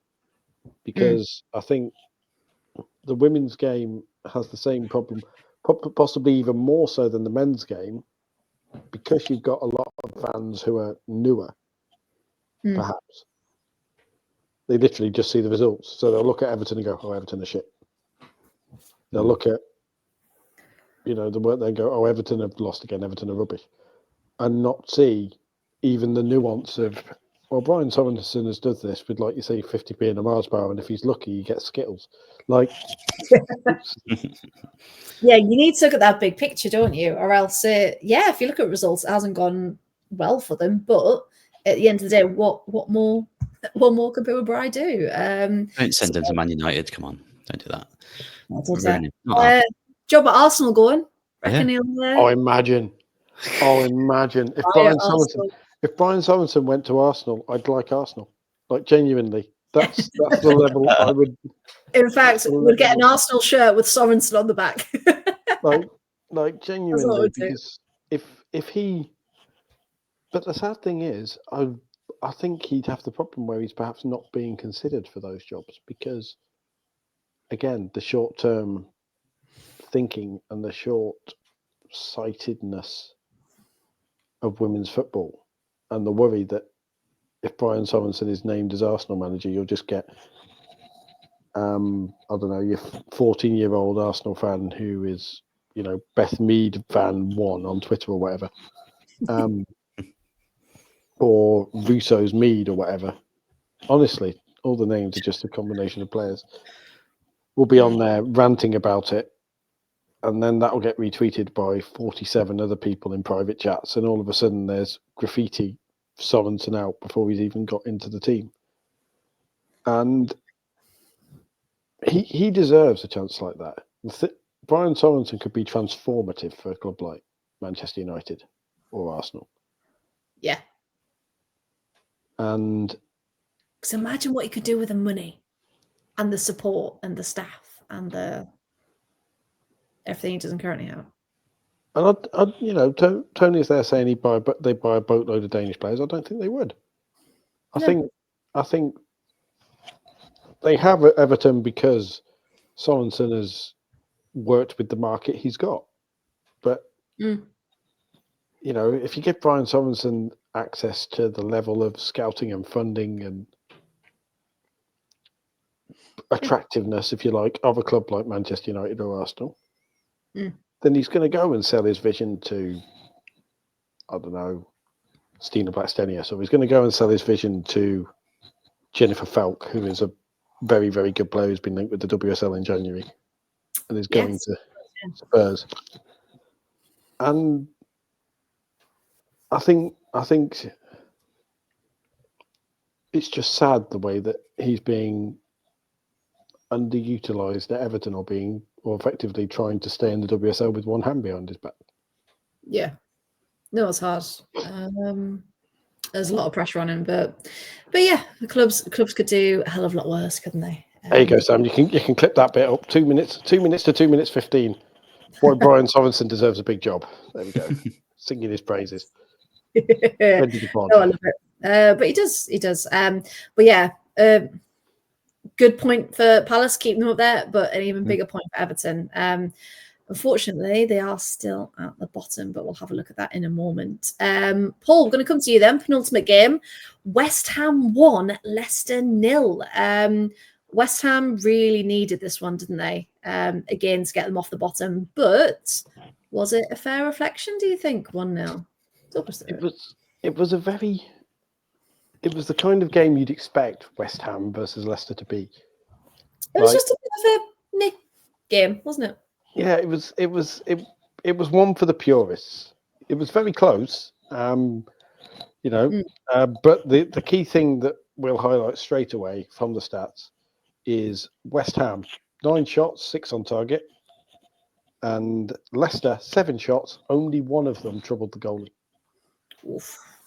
And that right there is where the match was won, because everything else is fairly similar. Like possession is 52-48 in terms of number of passes. West Ham made 30 more passes over 90 minutes. Pass accuracy was level. Fouls were pretty close.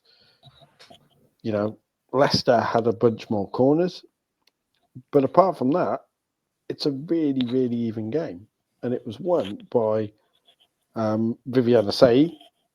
Just a moment where, in injury time at the end of the first half, you can kind of see to some degree, perhaps Leicester are some of their players are back in the dressing room, because this is something I always wonder about, these ridiculously late goals at half time, particularly in first half injury time. Perhaps not towards the end of the game, but particularly in first half injury time, where you get these goals at like 45 plus 7. Is that a concentration thing, do we think, in possibly in women's football, where mentally you're thinking, right, there's 20 seconds. There's 20 seconds here. If we just see this out, we just back off. And then the ball is suddenly in behind you. And Viviane Sey, who is a very good, underrated striker, she's a French international. We very rarely talk about her because she plays for West Ham. Yeah. But she got, I think she got 9. Did she get 9 goals last season? She definitely was West Ham's joint top scorer along with Rico Wecki. And she just pops up and gets those goals, and it was the difference in this game. And it could be a massive 3 points for West Ham come the end of the season. Mm-hmm. And it is, the difference in finishing and quality in the penalty area. We saw it starkly illustrated, because if Leicester get a point there away from home, they're chuffed. Yeah. If they have a decent day shooting a goal, get a point there away from home, they're chuffed. Amandine Mikel comes away and says, yeah, it's not the best game we'll ever play, but we got a point. But they let themselves down in the attacking third, and we saw the result of it. And West Ham can come away far, far happier with that one. And I think, like you say, it's a huge win psychologically as well, because it's a win down at the bottom of the table against a rival, and a very even game in everything apart from the shots on target. So if I'm Jan Skinner, I'm coming away from that going, listen, we executed that game. We did what we needed to do. We had tasks to explain. We executed tasks there. They went out, wasn't last Boy Scouts or anything. We went out there, did what we needed to do, did our jobs. Yeah. And we were rewarded for it. Let's keep doing that, and good things will happen and pull us slowly away from that quagmire down the bottom. Yeah, it's a very, very hard place to be indeed. Yeah, absolutely. We'll have a quick look. So that win, West Ham now in 9th. So it's leapfrog them right up there. So Palace got the points. They're still 10th on 5. Villa, we'll talk about in a minute, still on 3. And Everton, of course, with that goal difference, equal points with Villa, but are in the relegation zone for this one. No, final game. Man United 0, Villa 0. So I was driving back from Comic-Con while this was on, and I stopped at the services, and it was half time, and it was 0-0, and I was like, oh, scored quite well. And I was refreshing it just to make sure that it hadn't like stuck at 0-0 at kickoff. And I was like, said in the chat, I was like, right, everyone, give us a quick overview. What's happening? And the resounding response was, what are United doing? Like, this is poor, this is awful. And that made us laugh because the evening before, on the Saturday, I joined our friends from All for United and we had a little preview. And so many people in the chat were saying, oh, it's going to be an easy 5-0, 6-0 over Villa. It's going to be an easy 3 points walkover. And I think to the untrained eye, as it were, because Villa haven't been picking up the points, people are going to think, oh, they're an easy game. And to be fair, first half against Liverpool, awful. Yeah, fine, think that. But overall, Villa have been putting the performances in. And a lot of people, a lot of managers as well, are saying, well, actually, Villa don't deserve to be down there with the performances they've been putting in. They've been really unlucky. So the fact that this ended 0-0, because I was like, right, it's going to be tight. It's going to be a draw. Hopefully we can get something. I didn't think it would go like this. So I don't know if anyone else picked up on it, but the camera picked up on Skinner shouting a new formation within the first minute. So I don't know. I can't remember what he'd set them up as, but you could hear him going, Gabby, 4-2-3-1. And I was like, are you counting down? Or are you, what's going on? But yeah, that always ordered well with that one. They then later on in the game, when he did make some subs, they tried to change it into a 4-4-2 to try and match Villa. But by that point, it was just a bit too late. Now, annoyingly, Villa probably should have won this one. I don't know what people in the chat think or what you guys think as well.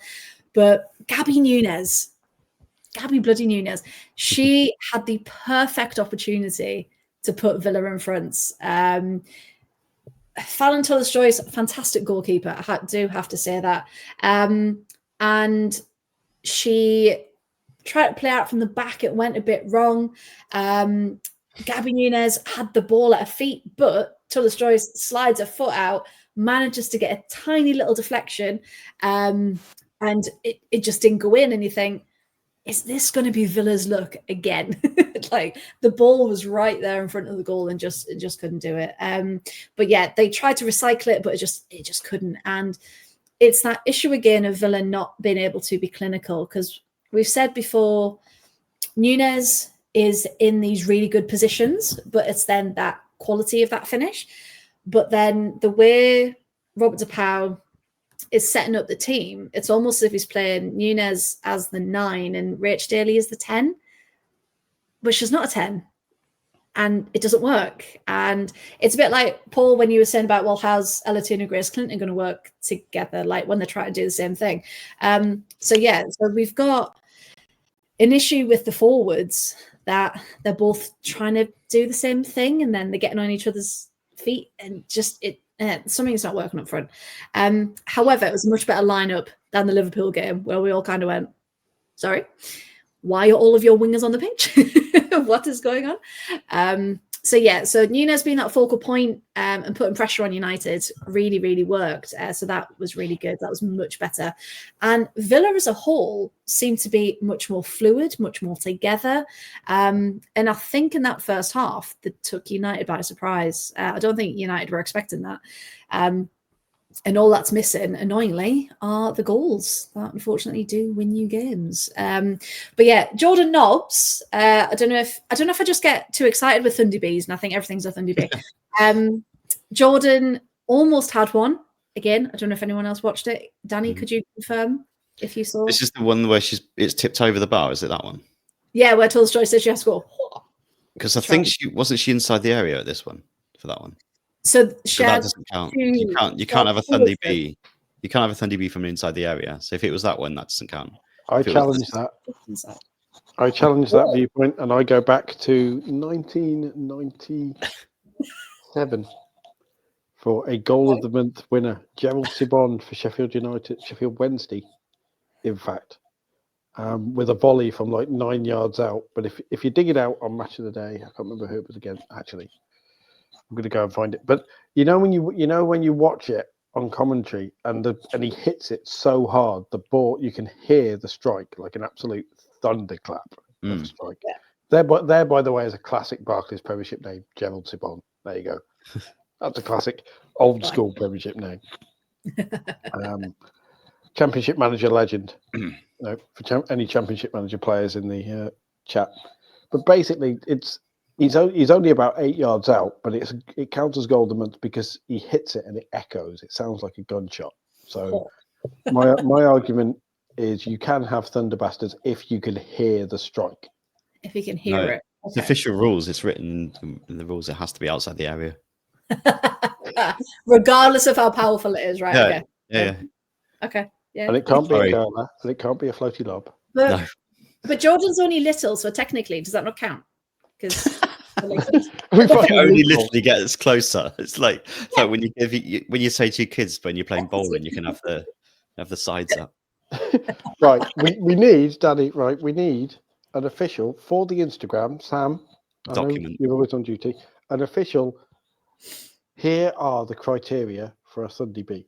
Yeah. Anything else counts as a strike or a. You need a new name for it. Yeah. An almost Sunday B or. And then I can have it next to me when I'm watching, and I can go, right, have I ticked off all these criteria before I call it a Sunday B? Yeah, that'd be very helpful. Yes, please, and thank you. But yeah, if Fallon Joyce wasn't such a good goalkeeper, annoyingly, that second one definitely would have got in, and it would have been a screamer, and it would have been phenomenal. So yeah, again, Villa unlucky there. United did come out better in the second half, though. Had some nice possession. Start some really nice team moves up the pitch. But just, again, something just not quite there, still looking quite disjointed. Mallard had their first real chance, but Sarah Mailer managed to marshal her off. Sarah Mailer, by the way, another shout out to her, getting another start. Phenomenal, proving why she should be in that starting 11. Now, what I thought was a really good stat that I'm going to share with you. United had their first shot on target. Guess which minute? 83rd. I think I've seen this somewhere. 72nd. They didn't have a shot on target until the 72nd minute, which kind of tells you everything. So that was courtesy of Ella Toon. And Sabs D'Angelo had to pull off a brilliant save to deny it. So that shows you in itself the kind of game that Villa were playing with that one. Talked about formation, that's fine. Jace, not Jizzy. As soon as she came on, proper immediate impact. Unlucky that she couldn't convert any of her chances. And Celine Bizet looked very frustrated as well. Again, I don't know if you saw any of her close-ups, but she was not happy. Some great battles down the wings with Grant and George on one side, and then subsequently Leon and Mannion too. Clinton probably had the closest shot for United, but again, just went wide. Lucy Parker, though, did have to go off injured, but hoping it's not too serious. Apparently, after the game, she was limping a bit, but wasn't on crutches. So, fingers crossed, it was a precaution, and she can rest this week, because it seems like every time she has a good run of form, she gets injured and it knocks her back a couple of weeks. So shout out goes to her. Some stats then. Villa had 10 shots, 4 on target, 2 off, compared to United's 5 shots, 1 on target and 4 off target. Villa had 27 touches in the opposition box, where United only had 10. So, again, a massive point for Villa. Probably should have won it, but again, we've been saying that all season, to be honest. DePau did say, and this is where we can get to our final talking point of the evening. DePau in his post-match said, he's sick of performing well but not getting the points. So he's really, really frustrated. And he said, it's time to reward ourselves with the points. Skinner, on the other hand, said, but we're a brand new team. Hashtag still a brand new podcast. Yeah. And the number of players I've had to buy to try and close the gap and the actual time we've had together, we've had to accelerate. Not many teams in the world have had to do it that quick. In the world. Not just the league, the world. Yeah. He also stressed, it's another clean sheet. The unrest in the fan base is getting louder and louder. Do we think he will last to the end of the season with all of the Skinner out chants and signs? And even people in the media as well are starting to question it. So, Danny, what do you reckon? Will they still keep him to the end of his contract? I think because I think he somehow gets to a point where he gets the Skinner out and the hullabaloo kicks off again, and people actually realise that it's not great. And then he pulls a result out of nowhere against someone, and then sort of keeps them up in the top 5, and he ticks along in the cup competitions and stuff. And he never, the issue just never gets addressed because he just ticks it over a little bit. It's never phenomenal, but it's enough to keep him in a job because he talks the talk. And I'm assuming he talks the talk in the boardroom as well when he gets questioned on this kind of thing as well. He comes out with all this stuff in the boardroom. But you're not a new team, are you? You've got a couple of new players. I thought like 5 minutes ago they were the same but different, and now they're a new team. Same but different. They're still a new team. Yeah, because I think someone said, out of the 11, like was it 7 or 8 of them have been like the starting 11. So it's not even as if like he's got a brand new team, like in every position. You didn't have to have a brand new team either. He's got rid of some good players as well. And yeah. Absolutely. Because a lot of the time people are saying, "Oh, it's because Russo's gone. It's because Earps has gone. It's because Batcher's gone." But look at all the people he's forced out. Yeah, Vilda Barisa, Irene Nikita Paris. Yeah. That's a convenient narrative, and that is spread by the fact he has friends in the media through his wife, Laura Bassett, being very good friends with very influential football media people who all seem to defend him. Yeah. I mean, as to whether he's going to get sacked, right? There's going to be a case if the whole world descends into nuclear war with all this stuff going on in Ukraine, as the sun rises over a devastated planet with, mushroom clouds fading away in the distance, sirens echoing on the air, the things that will survive are cockroaches and Mark Skinner sticking his head out of the Man United dugout. Like, genuinely, he'll be there. If there are a bunch of cockroaches in Man United shirts in a post-nuclear apocalypse, he will be there managing them as the only human. Like, it's because he rolled down into the bit around the pitch to survive. The man has cockroach blood. Like, he just survives anything. Well, it's because they won an FA Cup. That's why. They're still unbeaten as well, aren't they? They're still unbeaten because Fallon Tullis-Joyce happens to be a good goalie, unlike the previous one. I mean, Villa definitely deserved to win that game. Yeah. For example. And they must be the worst unbeaten team ever. By some considerable distance. The Invincibles. They're going to go the season unbeaten just by drawing games 0-0. The Unwatchables is what they are. They'll finish 5th, but they've drawn so many games 0-0 just to stay unbeaten. Yeah, they'll finish like 5th on 22 points, and everyone will go. It's like, what? Like, good season. He's finished top 5. I mean, well, the comments there about Ineos not caring enough about United women for him to be sacked, but he also said, I think it was last week, we're above our benchmark, so we're doing well. And it's like, well, what's your benchmark as a Man United team? Yeah, but what is, like, how low are your expected standards? That, being in, where are we? Let's have a look. Being in 5th is above where their benchmark is. And it's like, what? Like, as a manager, what have you been told as your... what's their meeting at the start of the season with the owners? Yeah, don't get relegated. Finish 6th, yeah.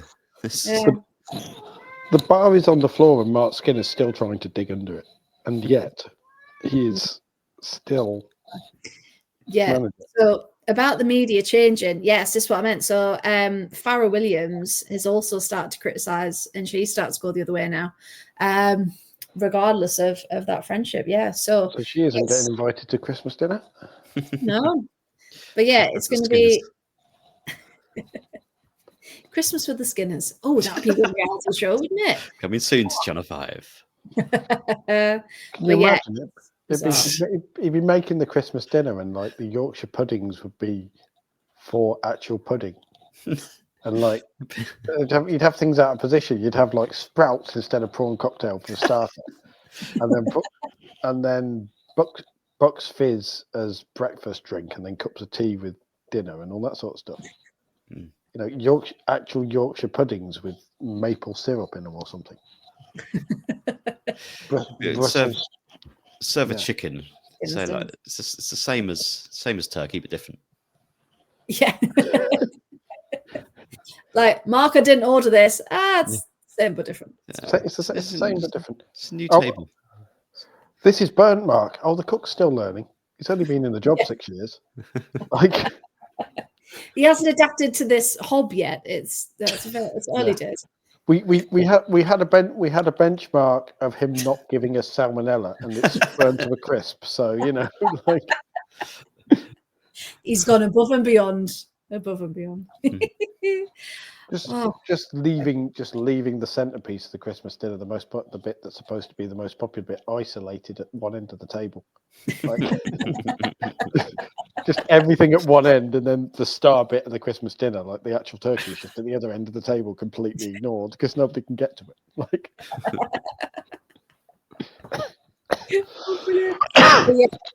Skinner. Yeah, he's an interesting soul, isn't he? So yeah, unrest. The unrest is getting worse. It's getting by loud. interesting, you mean shit. I mean, hey, I've got to be semi-professional. I mean, you say what you want, though. That's what I think we are being professional because, like, tell me how it is. Do you reckon his benchmark for going to the toilet is only pee on half the seat? Like, it's going, well, most of it's in the toilet. Some of it's on the seat, so it's not perfect, but most of it's in the toilet. It's the same but different. I got it in the vicinity. It's fine. Yeah. If he does get sacked, by the way, halfway through the season, do you think they'll turn to a former Man United men's team hero to come and take the All right, Phil Neville's agent. Here we go. Phil, I'm trying, Phil. Right, just calm down. 3 times I did it tonight. He's earning his bonus, Phil. If you hadn't screwed up at Valencia, it'd be a lot easier. I mean, honestly, watch this space for the announcement. You get the feeling they actually, but with the way they're marketing Man United and everything, they're going to sign Pere Romero because people will think he's hot. I mean, that man has style, the new Barcelona manager. He really does. It's very good. But just went and looked and went, oh, that's a proper matinee idol football manager. That's. I thought you were going to say Matador, and I was like. I mean, he has to wrangle the amount. If he's Mark Skinner's assistant, he'd have to wrangle bullshit. So be used to it. Yeah. We shall see. No, Graham, I am not indulging Danny with the Phil Neville hashtag. Hashtag get Phil in. Hashtag Phil in. Hashtag fill my boots.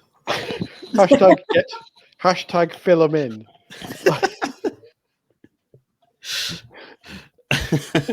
Hashtag polyfiller. Creamy. We'll go for the BSM Cup. Hashtag creamy filling. Oh God. Oh. That was worth it. And this was the final episode of the podcast. We will never be seen again. If we win this award, I'm going to be absolutely. The other people on the nominations list are going to be like, what? That's the clip right there. Yeah, that's the clip that wins it. Those clowns. Although here to present the award is a former Everton and Manchester United left back.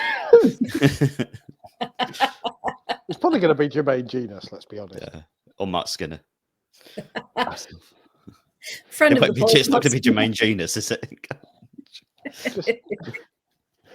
Just Mark Skinner and Jermaine Genus. Do you reckon a stage could hold that much male mediocrity on one stage? Like that's like the most spectacularly mediocre footballing.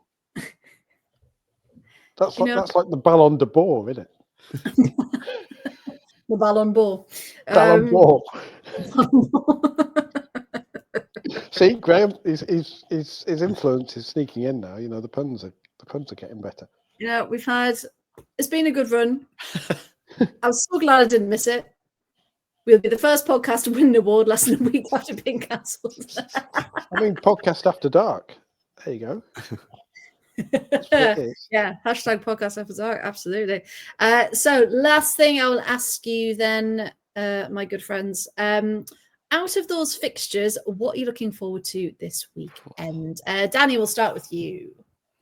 We've mentioned it before. It's Chelsea, Man City, and there's a lot of good games this weekend. But that is just the pinnacle of what, with those two teams at the level they are at the moment. That is, you've got to watch that match. Just cancel any plans. Go and watch it. Is it on? It must be on something. It's BBC or Sky. Which one? Must be. It's going to be on Sky. I think the BBC have the North London derby actually. North London derby, Merseyside derby. I can offer you because it's on a Saturday at 1:45. That's Spurs Arsenal North London derby, 5:30. That sounds a bit Sky Sportsy, doesn't it? That's very Sky. Yeah. Oh no way is Emily Heaslip reffing the North London derby. Oh, that Is would she? be Oh, that's fun. Fantastic.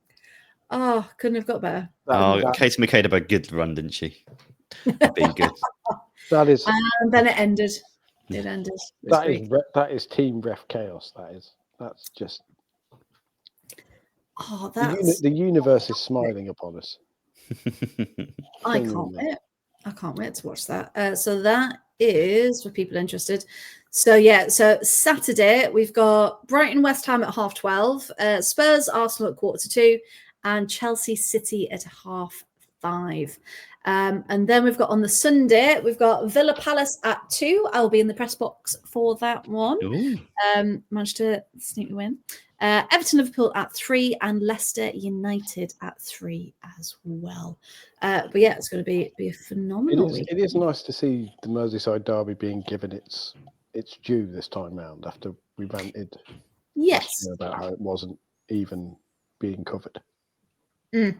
Exactly, yeah. So the fact it's at Goodison is going to be. Tony's just made a good point as well. McCabe against Razzo as well. That's lovely. That's going to be so good. Battle. That's just going to be people seeing who can kick each other the highest, isn't it? Yeah. The ball will be incidental in that particular. So, what do you mean you can only get 2 yellow cards in a game? I want 7. But I just think I'm with Danny. You cannot, with all due respect to all the other teams, you cannot look past Chelsea versus Man City for sheer potential. That is a title fight of a game in every sense of the word. Right? You know, that is 2 of the best teams probably in the world at this point. Both in superb form. Yeah. Both with a point to prove for different reasons. You know, I hope that's a ding dong. I hope that's a 7-goal thriller. And I hope you guys on here next week are talking about it, because I believe we have a guest next week. It's all in the schedule as well. Do we? And of course, that's the pre-award. That's the pre-award show one as well. So you know. Yes, because remember, everyone, it is the awards evening on the 21st, I believe. 1, 2. Oh crap! Was that next week? It is. Yes, it is. I should probably book me hotel, shouldn't I can't come down. I'm gutted because no, I can't pull. You know, when you pay part time like I am, I can't pull 200 quid out of the BSM Cup to go and find I'd love to. So I'm going to have to live vicariously through you guys on social media. Same. We shall. Possibly a first one. Award winning. Award nominated. I'm getting ahead of myself. Touch wood. No, but we're manifesting award winning. No, it's not on a podcast night. It's on a Thursday. Lower league. Yeah, so it's lower league. Lower league. Oh, well. That's amazing because that means the Rowdy Rabble tomorrow can just spend most of the show casually going, we're not here next week because we're all down in that there London. London. Well, it's full of, you've got Ant and Shah and Claire on there. It's just all the Northern Rowdy Rabble just going, we're all down in that there London. Live streaming from the awards. That'll be hilarious. That'd be great. And in honor of that, we are going to stop talking now because I think it's past everyone's bedtimes. But thank you so much for everyone who's stuck with us to talk all things Championship, WSL, and everything in between. But don't forget, you can like, subscribe, share, follow, love, everything that gets us found by more people because we've got a cracking little community here. So remember, it's not just us on a Wednesday talking all things women's football. We've got the Premier League show on a Monday and Lower League on a Thursday as well. So if you haven't already, you can catch us on Twitter at Absolute Ball Pod, YouTube at Absolute Football Podcast, Twitch, Absolute Football Podcast as well. On TikTok, we are at Absolute Football Pod. On Instagram and Threads at Absolute Football Podcast with an underscore. And then Facebook is the Absolute Football Podcast too. So do give us a like, subscribe and everything. And of course, next week is the awards. We'll be keeping you up to date there. Danny, thank you so much. Been lovely to see you. Where can people find more of you if they'd like to? Yes, here. At Danny Brothers on Twitter /X. At Danny the Brothers on Instagram, all things Northampton Town men and women, which I will shout out Northampton Town women this weekend, this Sunday, local derby against Peterborough, second against third in the table in the FA Women's National League, Division 1 Midlands. It's going to be great, and I'm hoping to be there. It's going to be fun. Perfect. Thank you very much. And Paul, where can people find more of you, please? You can find me on my amazing nails. If I can point the right way. Hang on. Just an excuse to show me nails off, honest. There we go. At Paul W Radio, and I'm normally not quite as dirty-minded as I might have been at points this evening. I blame the chat and the BSM Cup. But yes, I'm on there, potentially shouting about Coventry City. And if not, it'll be trying to be professional, talking about women's football, usually failing. Angering everyone in the process. But that's why we like it. We like it. And before I sign off, Graham's give us a fun fact. The recommended distance between services is 28 miles or 30 minutes, whichever is shorter. Well, what about the roads that don't have services? And they very helpfully say, no services. No, not good. Not good at all. Someone did ask me earlier, I think it was Matthew, asked me which services I stopped at. Annoyingly, I can't remember. But I'll have it for you for next time because I don't know. Somewhere between Liverpool and Lincoln. It was somewhere over the M62. I'd gone across the Pennines. Right. Last thing I will say. You go across that lovely road of the M62 and you're like, oh, highest motorway, highest point, beautiful surroundings.